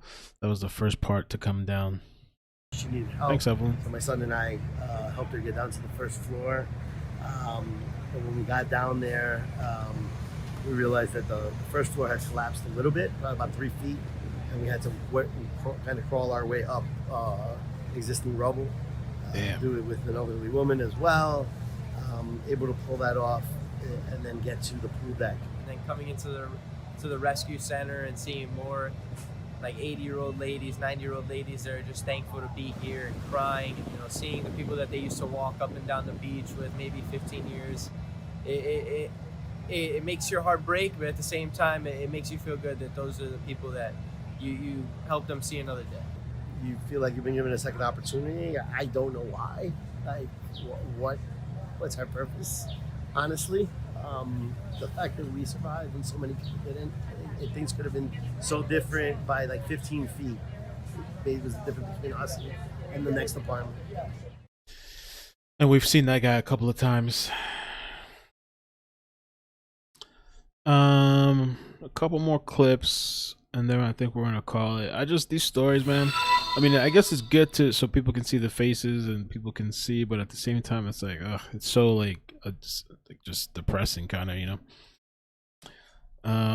Let's play this one. Father grieves, son killed in Surfside, building collapse as rescuers search for Potential survivors. new information about what may have caused that catastrophic building collapse in Surfside, Florida.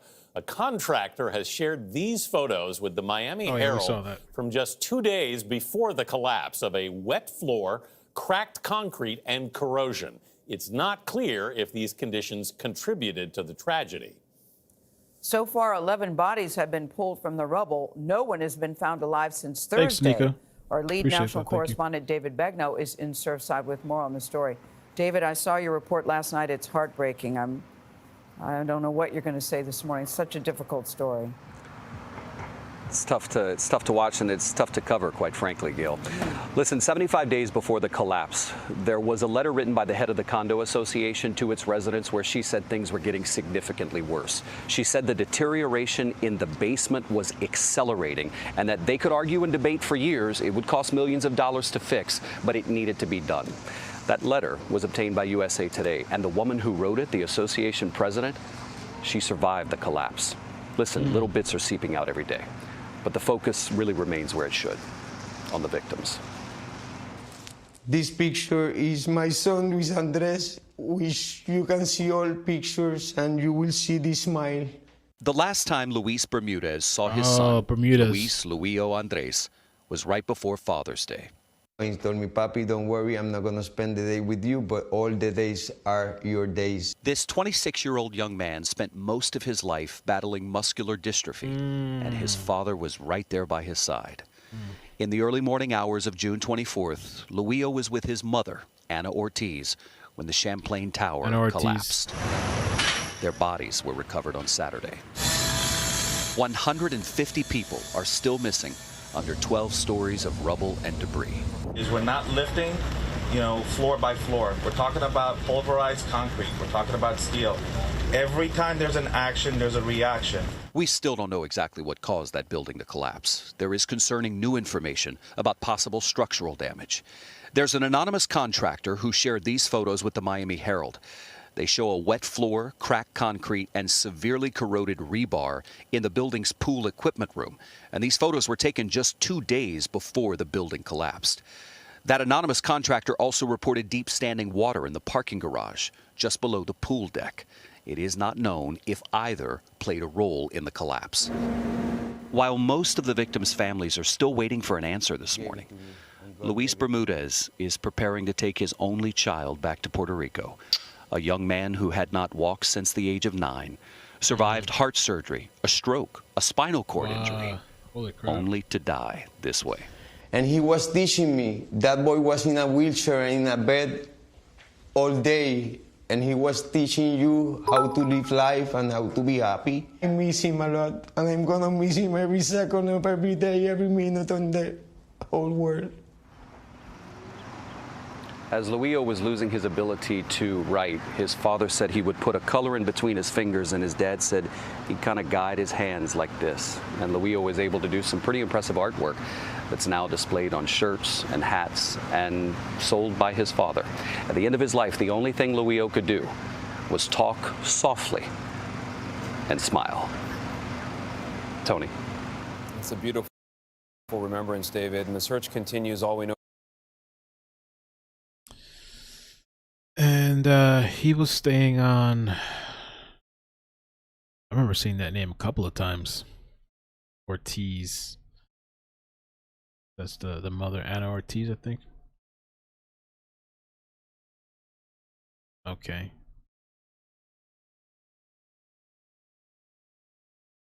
Anna Ortiz, her husband Frank Kleeman, and her son Luis Andres Bermudez. So I guess they were separated or something. 7th floor.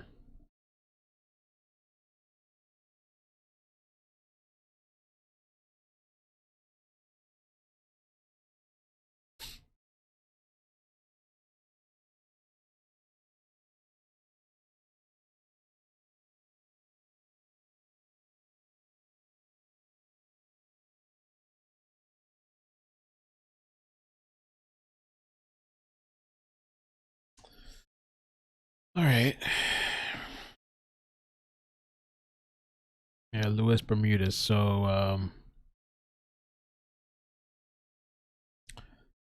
I guess the mother got remarried or something, but that's the father. Survivor of building collapse tells his story. Have we seen this? Oh no, let's check this out. I haven't seen this yet. Our apartment it shook when the second boom happened. You know, that everything that I saw when I opened the door, you know, facing east, there was nothing there. You know, it was just darkness. Our apartment it shook when the second boom happened. You know, that everything that I saw when I opened the door, you know, facing east, there was nothing there. You know, it was just darkness. I have a lot of survivor's guilt on this. You know, why me and why not my neighbor from 604? She was like a lovely lady. You know, and I hope to God that they're gonna find somebody. But man, you know, if you saw what I saw, and then you know you go over there and you see like you know all the rubble, how can somebody survive that?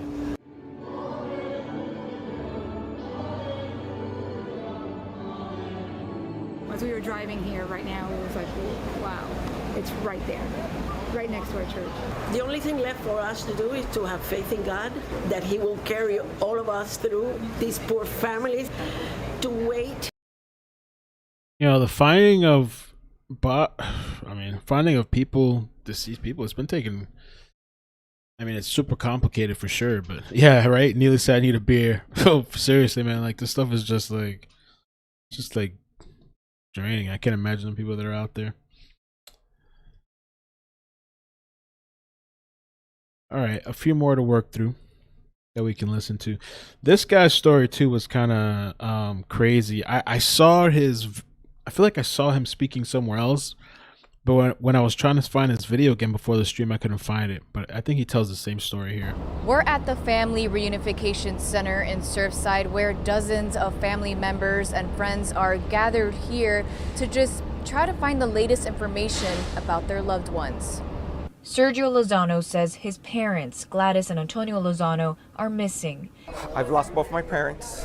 I had dinner with my parents the last night. This is the story. I think he literally lived in the building across from them, and I thought his story was that he could literally like go outside his balcony and he could see his parents' apartment. And I think that night he had just had like dinner with them at their place, and then he left back to his place. In apartment 903. Sergio lives a block away from the Champlain Towers, which partially collapsed Thursday at 1:30 in the morning. I walked out to pick up the patio furniture, thinking that it was a rainstorm, and I go to open the balcony door to go out. My wife's following me, and when I look out, it wasn't raining, and my parents' building wasn't there. It was gone. And I tell my wife, Lola, the building's gone. What do you mean? The building's gone. And I just ran downstairs. I'm very depressed. I'm very sad. I miss them. It's like, how do you even process that? Like, imagine your parents like living right across from you, and you go out. I mean, maybe you heard some noise or whatever. You're just going out to look or whatever, and you see, and the place is just gone. Like, the shit's gone. Rodrigo Salem says he's owned a unit in the building for more than 20 years and will lend it to friends who come in town. Fabian Nunez, Andres Gafferscoli, and their little girl Sofia Nunez Gafferscoli are missing. They were close as friends. I also read the paper.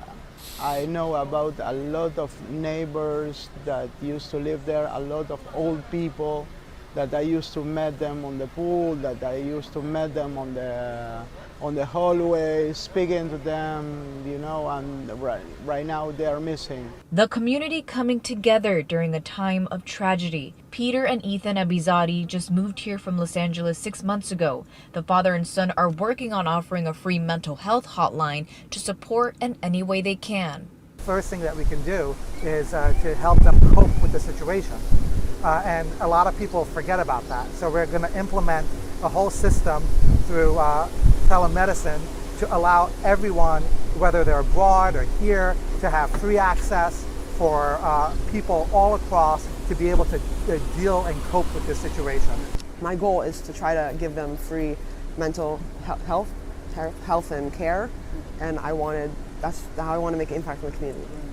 A lot of people have been coming here to donate to the families who are just waiting for answers. Miami-Dade Fire brought in therapy dogs to just ease out the situation and help people feel better. Reporting from Surfside, I'm Melissa Marrero.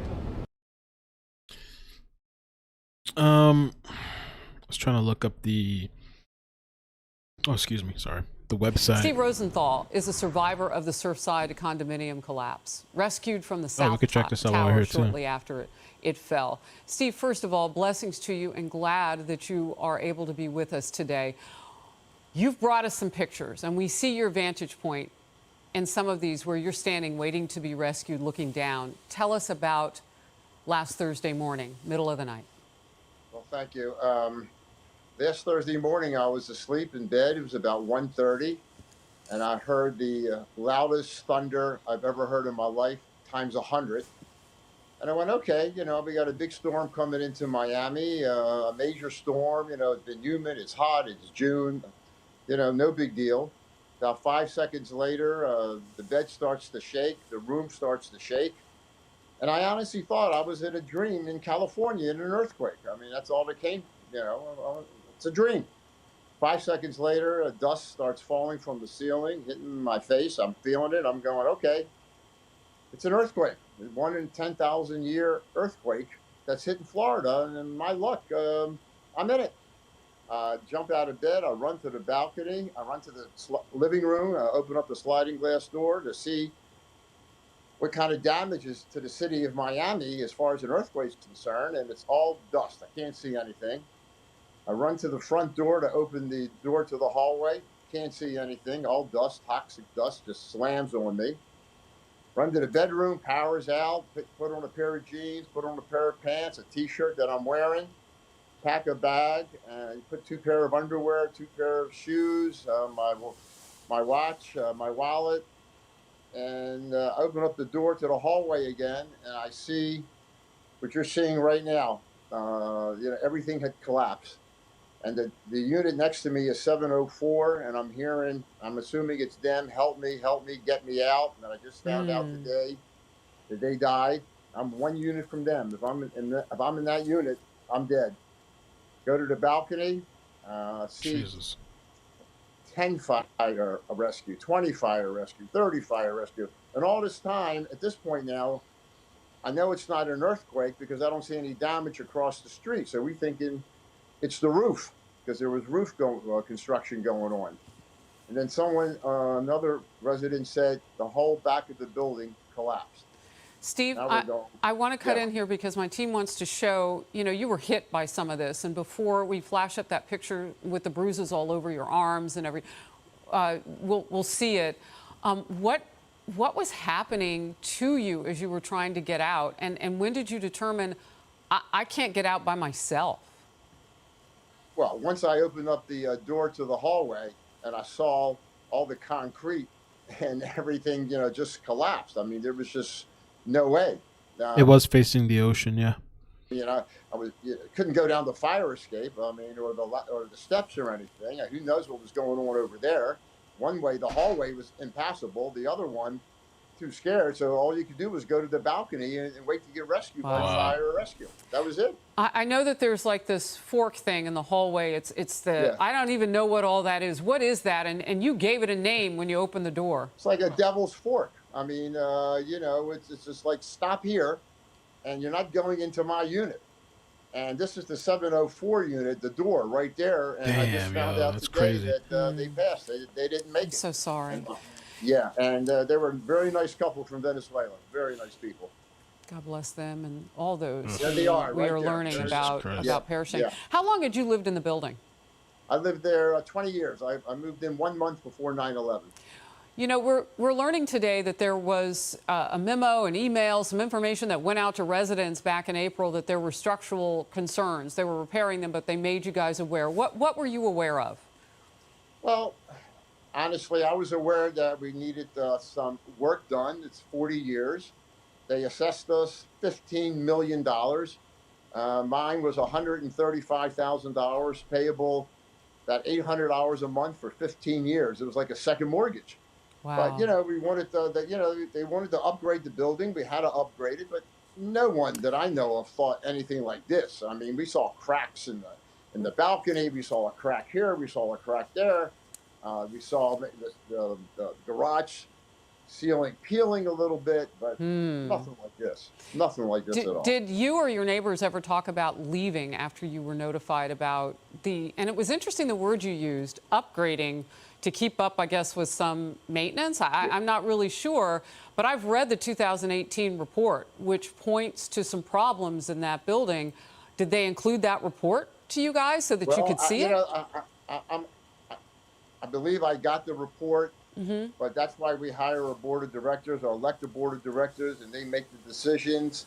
And I'm not confident enough to know about rebars and concrete and sand. And they say they want to do this, they want to do that. Okay, let's go ahead and do it. Surfside has become a very hot area, and I guess they wanted to, they needed to upgrade the building. No question about it. Real quickly, and I know that your lawyer doesn't want you talking about this case, but I want my audience to know that you are the first individual to sue at Champlain Towers after the South Tower fell. Why are you suing exactly now? Because the investigations will come. Go ahead. The lawyer said, listen, you need to protect your interest. And it doesn't matter if you're the first one or the 100th one. Whatever the insurance company is going to do, they're going to do it to me, or they're going to do it to the 100th person or the 95th person. It doesn't matter. And I just wanted to get it out of the way. There's no question everybody's going to file a lawsuit. Everyone, every unit owner, every family member, it's going to be You're done. talking to neighbors? I just happen to be the first one, that's all. Yeah. Have you been able to talk to anybody that made it out that night? There were over 100 who did, but there's so many who have not. Talked. Yeah, I'm staying at the Red Cross is putting me up at the Marriott Surfside here. A lot of us are here, so we all were talking, and I've run into some people on the 4 line that didn't make it. One of my friends wasn't there that night. He slept over at his girlfriend's. Another person that I know happened to just get out a minute before. So there are a few people that survived just by chance and just by luck. Yeah. But if you were sleeping, if you weren't up, you're gone. Well, by God's grace that there were some of you who survived, and we pray for those as they continue what now is still a search and rescue. And Steve let Rosenthal. Me just say that the fire rescue people were great, and that the community has been fantastic, and everybody has contributed, and the charities and global empowerment, and everybody has just been fantastic. And it's so important to have that community come together and your friends support you. It's been amazing. It's been wonderful as far as that's concerned. If I can use the wrong word, yeah. Steve, thank you so very much. Thank you. Thank you. That was kind of pretty in depth. I wanted to show you really quick too, because they were saying there was like some fake GoFundMe's, people taking advantage. The sites that I'm seeing that seem to be that are legit that I see the news articles posting is support surfside.org for the people that are interested. I'm holding out for now. I'm gonna wait and see, because you can either donate. There's Surfside, support surfside.org. And then they have a GoFundMe thing here that lists the verified accounts. So I can put the link in the description and in the chat. So they have this Surfside GoFundMe thing, GoFundMe.com, and it's just like the verified site. And you can either like donate to the main thing here. It's weird because I've seen a couple of them. There was that the other day I was talking about this. I don't even remember the name. Cheese, whatever. I don't know what it was called. But they have this one here. And then you can also, at that same link, you can scroll down.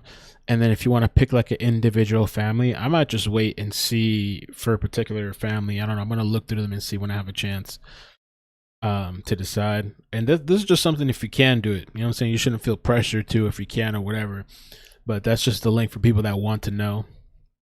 Because maybe there's a particular family, maybe there's a friend or something you want to contribute to a particular person or family. You can do that too.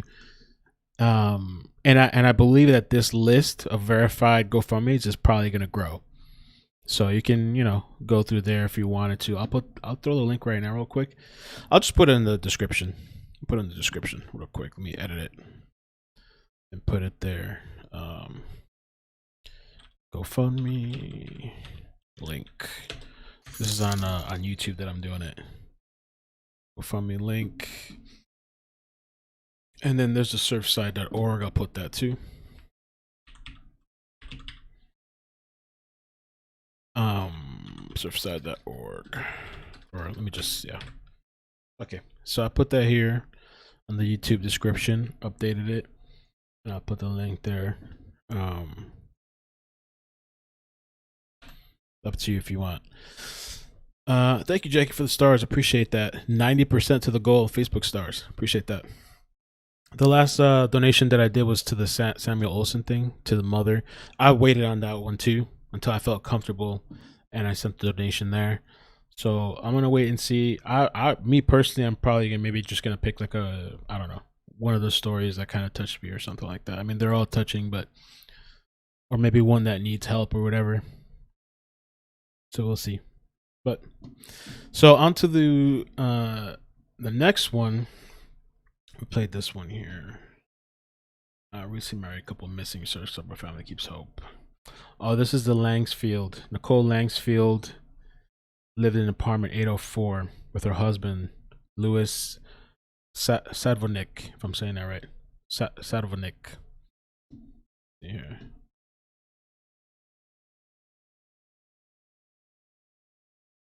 Oh, yeah. That one right there.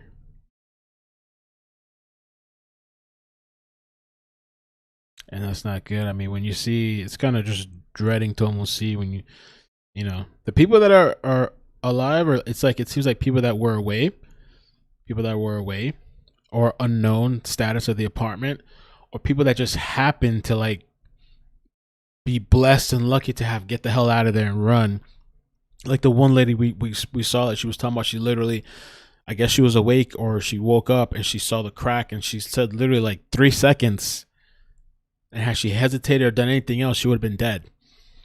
But like looking at this map, it's one of the best articles I've seen so far.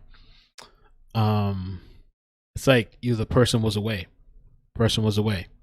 People are missing. It's like, and the lower you go, the less you know. It seems like. I don't know. So let's check this one out. Let's see. Maybe we can see a little bit of the family. Nikki Langsfeld and Louis Sadovnik remain unaccounted for. Tonight, their heartbroken family members are reaching out to make sure they are not forgotten. Local 10 News reporter Rosh Lowe is live for us tonight. Rosh. The word hope here is so critical. And you think about this, we're now in our 5th day. And it is challenging to hold on to hope for a lot of these families, but that's all they have. Today, we spoke with a young man whose sister and her husband are inside of this building behind me. And he told me he knows there will be a miracle. It's now the 5th day. I have not lost any hope or faith. 23-year-old Martin Langensfeld clings on to hope. Could you feel your sister there? I could. I know she's fighting for her life. His 26-year-old sister Nicole lived in apartment 804 of the Champlain Towers South with her husband Louis. This is a photo of Martin and his dad Pablo visiting the site Monday afternoon. Keep fighting, baby girl. Keep fighting, we're waiting for you. Nicole and Louis are among the missing. Nicole, an attorney, recently married and moved into the Champlain Towers 2 months ago. You really feel that she's still there? I know she's still there. I know. Going through this, I came to see what a strong community we live in, and specifically the Jewish community, how they come together is incredible. Martin and his dad believe in miracles. I'm praying every day. As Martin says, we need a miracle. Oh, it's not the 5th day anymore. These are old clips that we had. Well, I haven't seen. This is from the 28th. Right now, I think today is day 8. Let me double check and verify that though. I think it's day 8. Maybe somebody in the chat knows. It all starts to blur after a while. Surfside.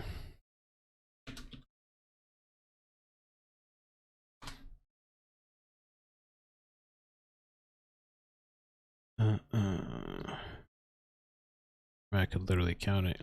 Happened last Thursday. 6, 7, 8. Yeah, should be day 8. So. Louis back. We want Nicole's back. And they also say they need the community's continued prayers. She was just beginning her life. 26 years old, just gets married, wants to have a family, a successful attorney, and then this. It couldn't get worse than this. A father and a son embrace. In that hug, there is pain, but there is also the power of We've actually seen this one too. Prayer and the lifeline of hope. Martin shows us the pictures of a lifetime. His only sister, his other half. And what keeps him moving is belief. Miracles do happen. You really believe? I know. Jesus, let him believe. Jesus Christ. Like the reporter, are you sure? Are you really sure? Let him believe. Jesus Christ. Fuck.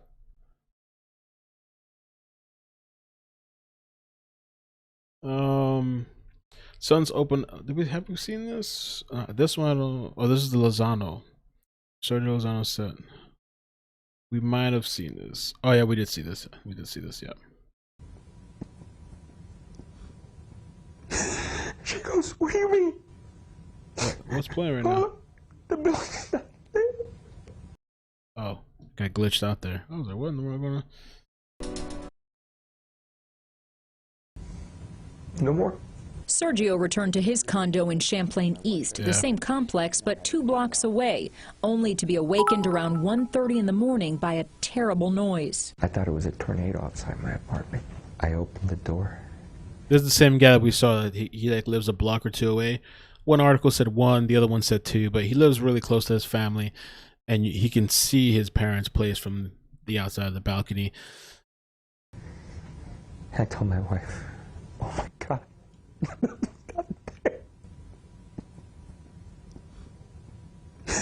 She goes, "What do you mean?" "Oh, the building's not there." "What do you mean?" "Oh, my parents' apartment's not there." As the search continued, did you have any hope that they would be found alive? I did. I was just praying to God that they went quick and that they were together. When officials told him his parents had died in the collapse, he says they told him they were found together. I was told they were in bed together. Oh, yeah. That's the end of the romantic story. They went together. The Lozanos had been married almost 59 years. Antonio was 82, Gladys was 80. Their son says they often joked about who might die first. My dad would say to my mom, "If you die, I don't even know how to fry an egg. I'm gonna die." And my mom would say that if my dad would die, I don't know how to pay the bills. I always told my mom, "Don't worry. I'll go and do it."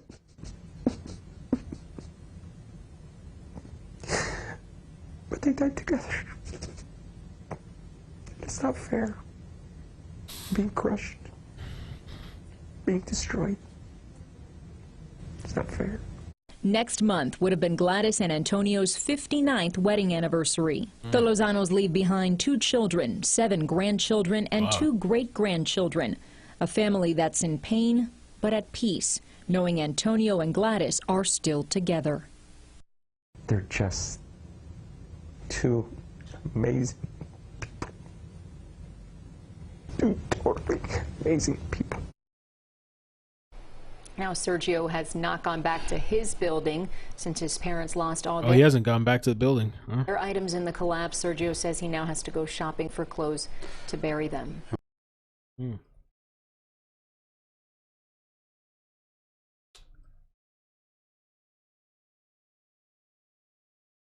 This family we just saw already. This is the Goreta family. That's one we saw. Pretty sad. Affected, and so many are still missing. 11-year-old Nava Listman went to school with Lucia Guardia. It's kind of glitching right now. What's going on?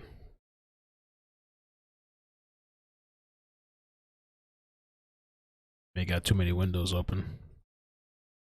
Lived in the collapsed tower has now raised thousands of dollars for the victims' families. And we've seen, and since we have learned that Care so much about these people, love these people so much. You guys will speak to a couple of those people today and also see what they are doing to make sure their memories are not lost.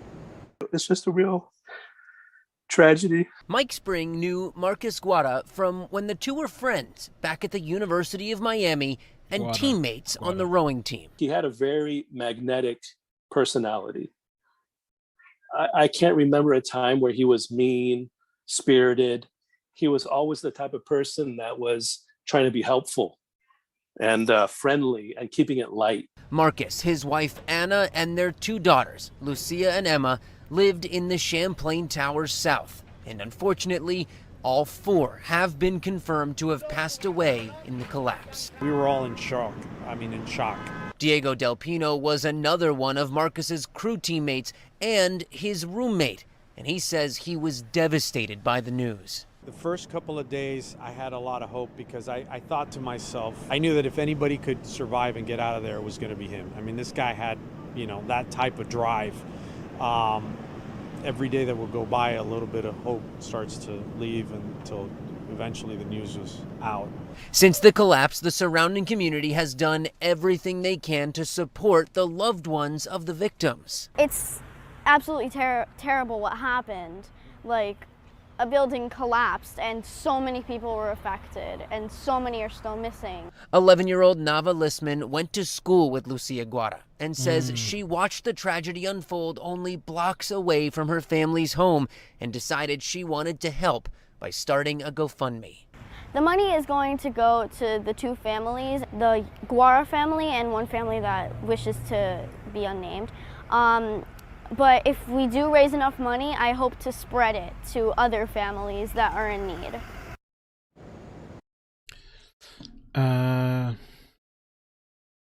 Do I still have that thing up? Let's see. Just see here too if I can find it, if it's here. I think all the verified ones should be listed here.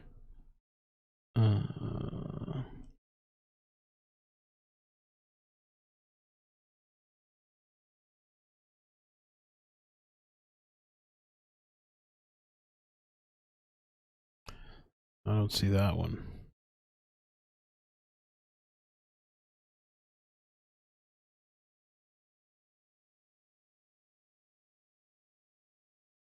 Unless they completed it. Oh, help my fellow classmates. Maybe this is the one.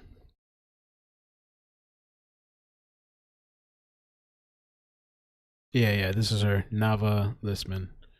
So there's a couple of them. I mean, that's what I'm saying. You might find a story that it really touches you, and you can put directly, I put the link in the thing. It's up to you, or whenever you want to.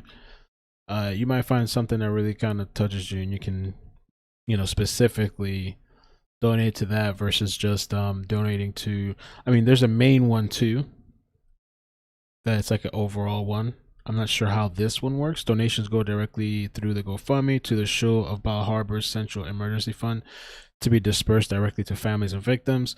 So, I mean, you could do that. I personally like to, when I do it, I'm probably just going to pick some, specifically one. I don't think there's anything wrong with either or. But, yeah. And just be careful. That's the reason why I put the link, because they were talking about on the news that there's fake ones. Which is not surprising to me. There's fake GoFundMes out there, so you can pick whatever you want to, as long as you go through a verified means, and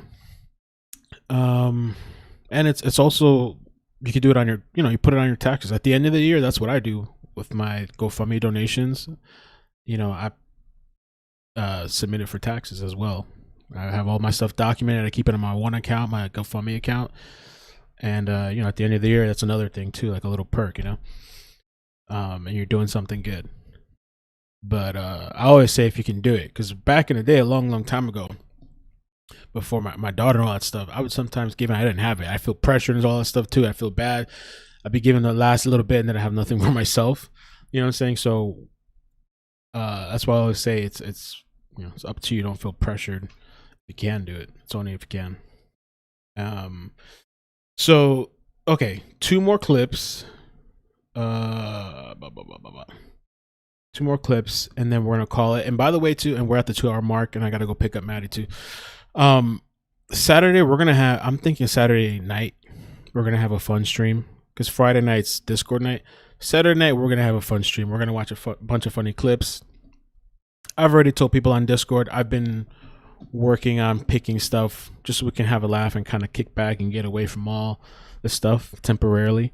So I'm working on something. I'm going to pick some of the clips and stuff like that. Saturday night, we're just, and a lot of times too, and please, because I know some people, they get, very upset about things that's kind of ridiculous. It's just to have fun. That's what we're doing Saturday night. Just to relax, kick back. And a lot of times too, on those videos, people thank me like, oh, thank you, I had a hard day. Thank you, I just wanted to relax. Thank you, I needed something, whatever, So that's what that's for, especially for the new people. So that'll be Saturday night. We already had one this week with this pastor thing, which was really interesting, but this one will have a bunch of different video clips and we're gonna kick back and relax. So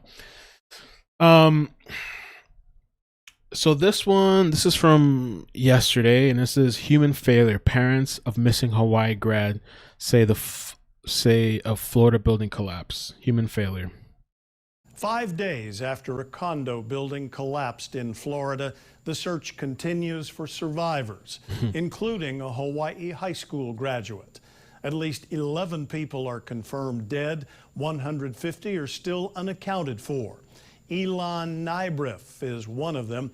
The Hawaii Prep Academy graduate was believed to be on the 8th floor of the building with his girlfriend when it collapsed. His parents told Nikki Schenfeld they were staying at the condo for only one night so they could attend a funeral. Oh, man. That's what I'm saying. You hear crazy stories like that. Where is my... See, I definitely have too many windows open.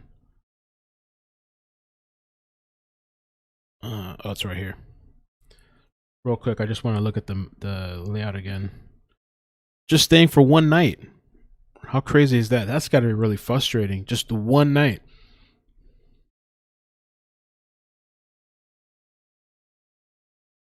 Yeah.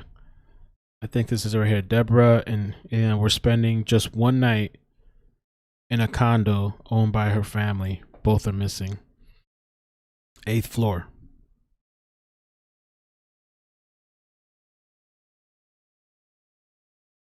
Wow.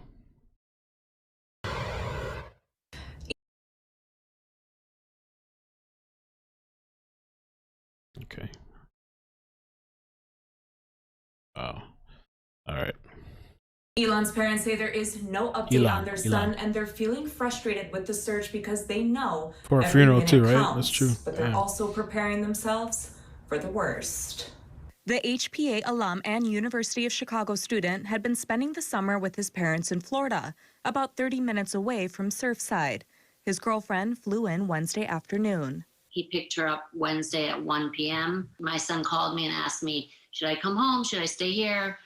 So I said, well, whatever's closer, wherever the funeral and burial is closer, you might as well stay. So he decided to stay at the apartment, and that's the last we really know. Families of the missing were offered to visit the scene on Sunday. Carlos didn't think his wife and daughter should go, but they did. They realize now that what I already knew, that the building was totally... It's heart-wrenching. Yeah. It's heart-wrenching. We felt we had to do it, but it was difficult. And when you have a volcano eruption, you have, it's nature. And this is a human failure. So we are really very upset about it. That could have been prevented. Ronit says the messages from Hawaii have been a helpful distraction. Ronit was also an HPA alum. On Friday, I spoke to some of Elon's closest friends. Look at that. And it's amazing. We got Juana, thank you. Appreciate that.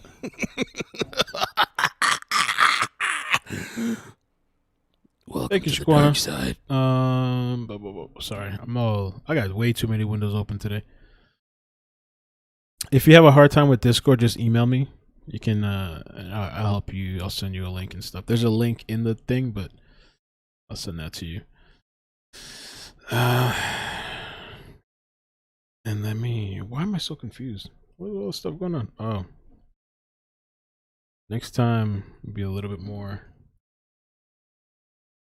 There we go. Kind of.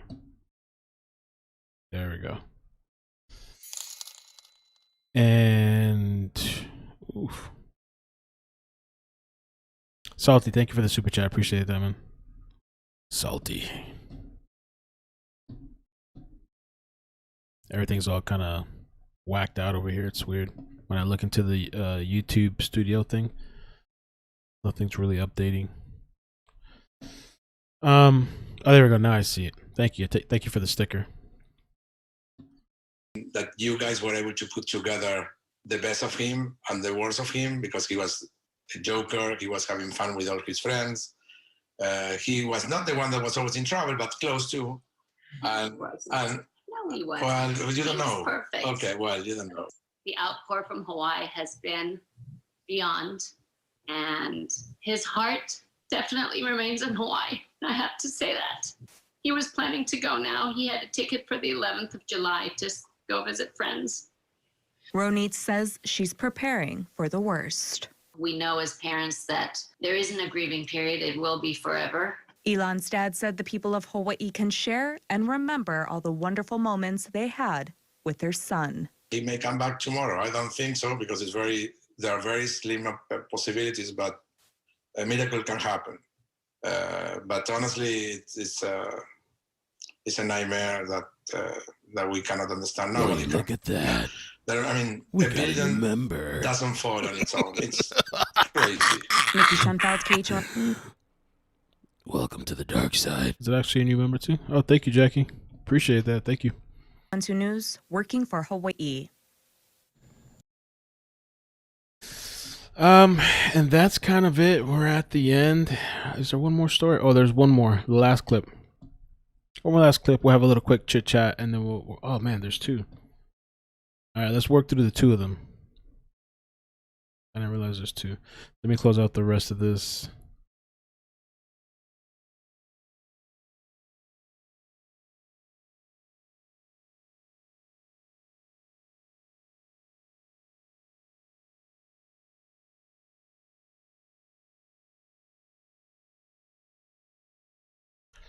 And in a different stream, we'll talk about, because they're talking about the different buildings around too and how they could be affected. So we'll do that for another video, another stream. But we'll focus on these 2 last stories. Yeah, and then we'll call it, I guess. Angela Gonzalez and then her daughter Devin Gonzalez. Now that daughter is 16 years old, and we're told this is a miraculous story. In fact, they were on the 9th floor when the building collapsed, and they landed on the 5th floor. Oh. The mother ended up breaking her pelvis. This was crazy. I read this somewhere because I read so many articles. I'm glad that we played this. Let me just play that little portion again. Now that daughter is 16 years old, and we're told this is a miraculous at this point. Well, we're told just 2 people were transported here. It's a mother and a daughter. That mother is Angela Gonzalez, and then her daughter, Devin Gonzalez. Now, that daughter is 16 years old, and we're told this is a miraculous story. In fact, they were on the 9th floor when the building collapsed, and they landed on the 5th floor. The mother ended up breaking her pelvis, and somehow, some sort of miracle of God was able to pick up her daughter and pull both of them from the rubble. Now, we're told by families and friends that they're inside right now in surgery, and you can see a group of them just camping outside, just trying to get any good news. But already they're just saying this was a miracle because, again, that mother had a full broken pelvis from the bottom, but yet was able to pick her daughter up, lift her in the air, and walked out of that area. In addition to that, we're told that when I came up, this family or this group were in like a prayer circle, and they were just sitting there just praying and saying that they're hoping that if one miracle happened, that another will happen, and they both will come out and be safe. Again, they're here praying, and take a listen to some sound that I got from one of those loved ones who came to just kind of say prayers and hope for the best here. Take a listen to that sound. Pretty devastated, I guess. Wasn't something that I thought I would come down to this, I guess. But picking up the pieces, trying to figure out how to make this work, how to make this better than what it is. Even though it's a tragic scenario, I just want prayers and just the best for her and her family. Just hope for the best. Everybody just give prayers, and to everybody else's families or any colleagues or friends that were in the incidents. I wish you prayers, thoughts out to all those families and all the tragedies, and I hope everybody does well. Again, 2 people brought here. That is Angela and her daughter, Devin Gonzalez. They're both in surgery, and officials are not giving us details on their condition yet, but family and friends say they are hoping for the best, and they have already claimed victory, saying that they've already had one miracle. Again, they fell from the 9th floor to the 5th and somehow was able to pick and get themselves up out of the rubble where they were transported here. In addition to that, I'm told that there is quite a few people that are missing, and we're getting information from the different consulates. 6 Colombians are saying that they're missing, 10 Argentinian, and 6 people from Paraguay, and those people are currently missing right now. So we're trying to get details on the names and possible pictures, and of course when we do that, we'll send that out to you all, and I'm going to send it back to you right now in the studio. Well, Beth, thank you so very much, and just an incredible account that you gave us, and talk about See if there's any other families here. But what I'm being told by other reporters is that they are expected to do some sort of press conference here and give us an update on exactly what they are planning. In addition to that, I'm told that they're always prepared for these emergencies. And as you heard Mayor Cava come out and, the governor come out, and they're just putting their resources in. Yeah. So a lot of that stuff is things we've heard about. Just want to kind of focus on the family stories. They're supposed to be doing a press conference at 6:30, but I doubt I can stay for that. And the press conferences have been kind of repetitive besides the numbers that they're giving out. So we probably won't be here for that. Let's go to our Alex Diarmas at the news desk. Alex, apparently you know somebody whose parents are missing? Yeah, Lynn, it's not something you want to say, but it's true. It was someone I went to high school with, and she reached out to me on social media as soon as she saw what was happening because her parents lived in this building. I spoke to her on the phone a short time ago. She says she's hopeful, and she's just praying a lot right now. Take a listen. But Jenny, if I know that finding words during this time must be nearly impossible, but can you kind of take me to the beginning? When was the last time you spoke to your parents? So I was texting my mom yesterday, and then I called my dad yesterday. They were just, my mom was at work, my dad was running errands. Everything was fine. This morning I woke up, I just happened to wake up at like 5:30, and I saw that I had a text message from a friend like letting me know the news and asking if that's the building that my parents live in. That last name, Orgilis, if that's how you say it. Let me just look real quick. I feel like I've seen that name too. Orgilis. Starting to get a headache. Orgilis. This is the 6 people missing in this one. I think we spoke about that a couple times.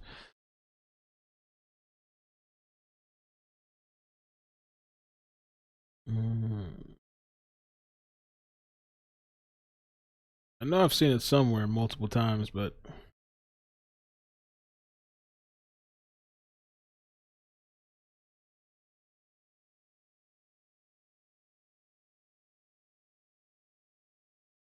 oh, damn. 2nd floor. Oh, sorry. Let me get you so you guys can see. Ray Mercy Orgilis, 2nd floor. Wow. Yeah. Yikes. All right. To which then I opened the article, and it is the building that my parents live in. I immediately called them. Both their phones went straight to voicemail.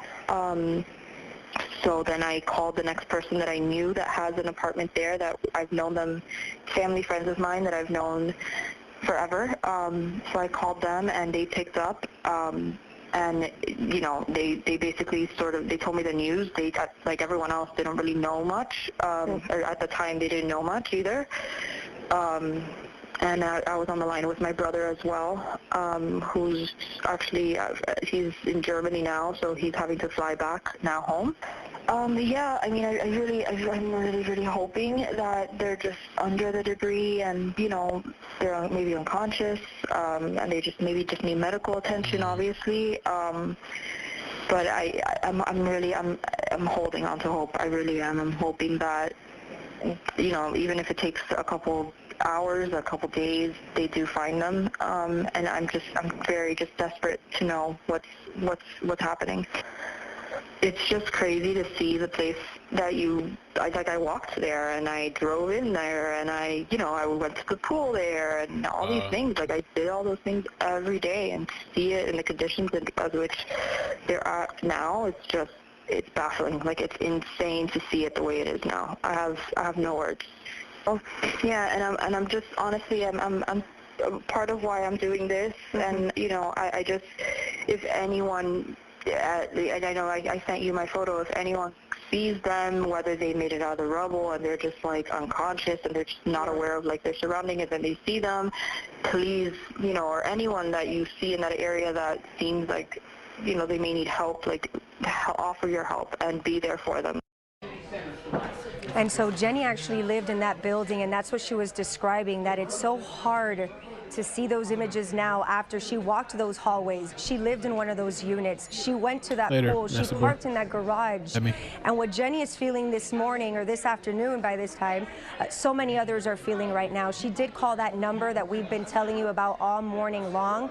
And if we can show you that number one more time, this is the number you call if you know anybody that has not been accounted for just yet. That number is 305-614-1810. Now, Jenny's parents, Mercy and Ray Urgeis. Mercy and Ray Urgeis, just two people still missing this afternoon. And as you heard her, she's holding on to hope. That was the last story that I had for you guys. Let me see. This is a really good article. I linked this article on my Facebook if you're looking for it.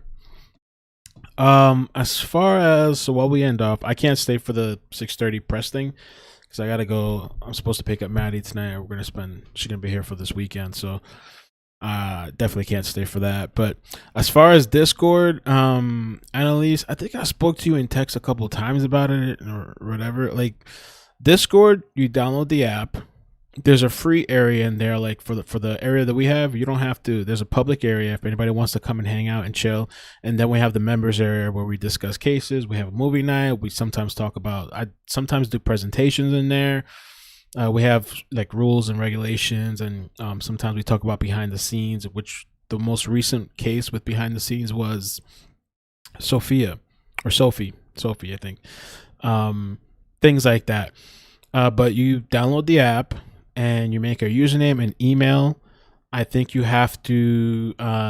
There's security things. There's people that try to do all kinds of stuff. You can see when we have these live streams. Imagine if we just let anybody in, right?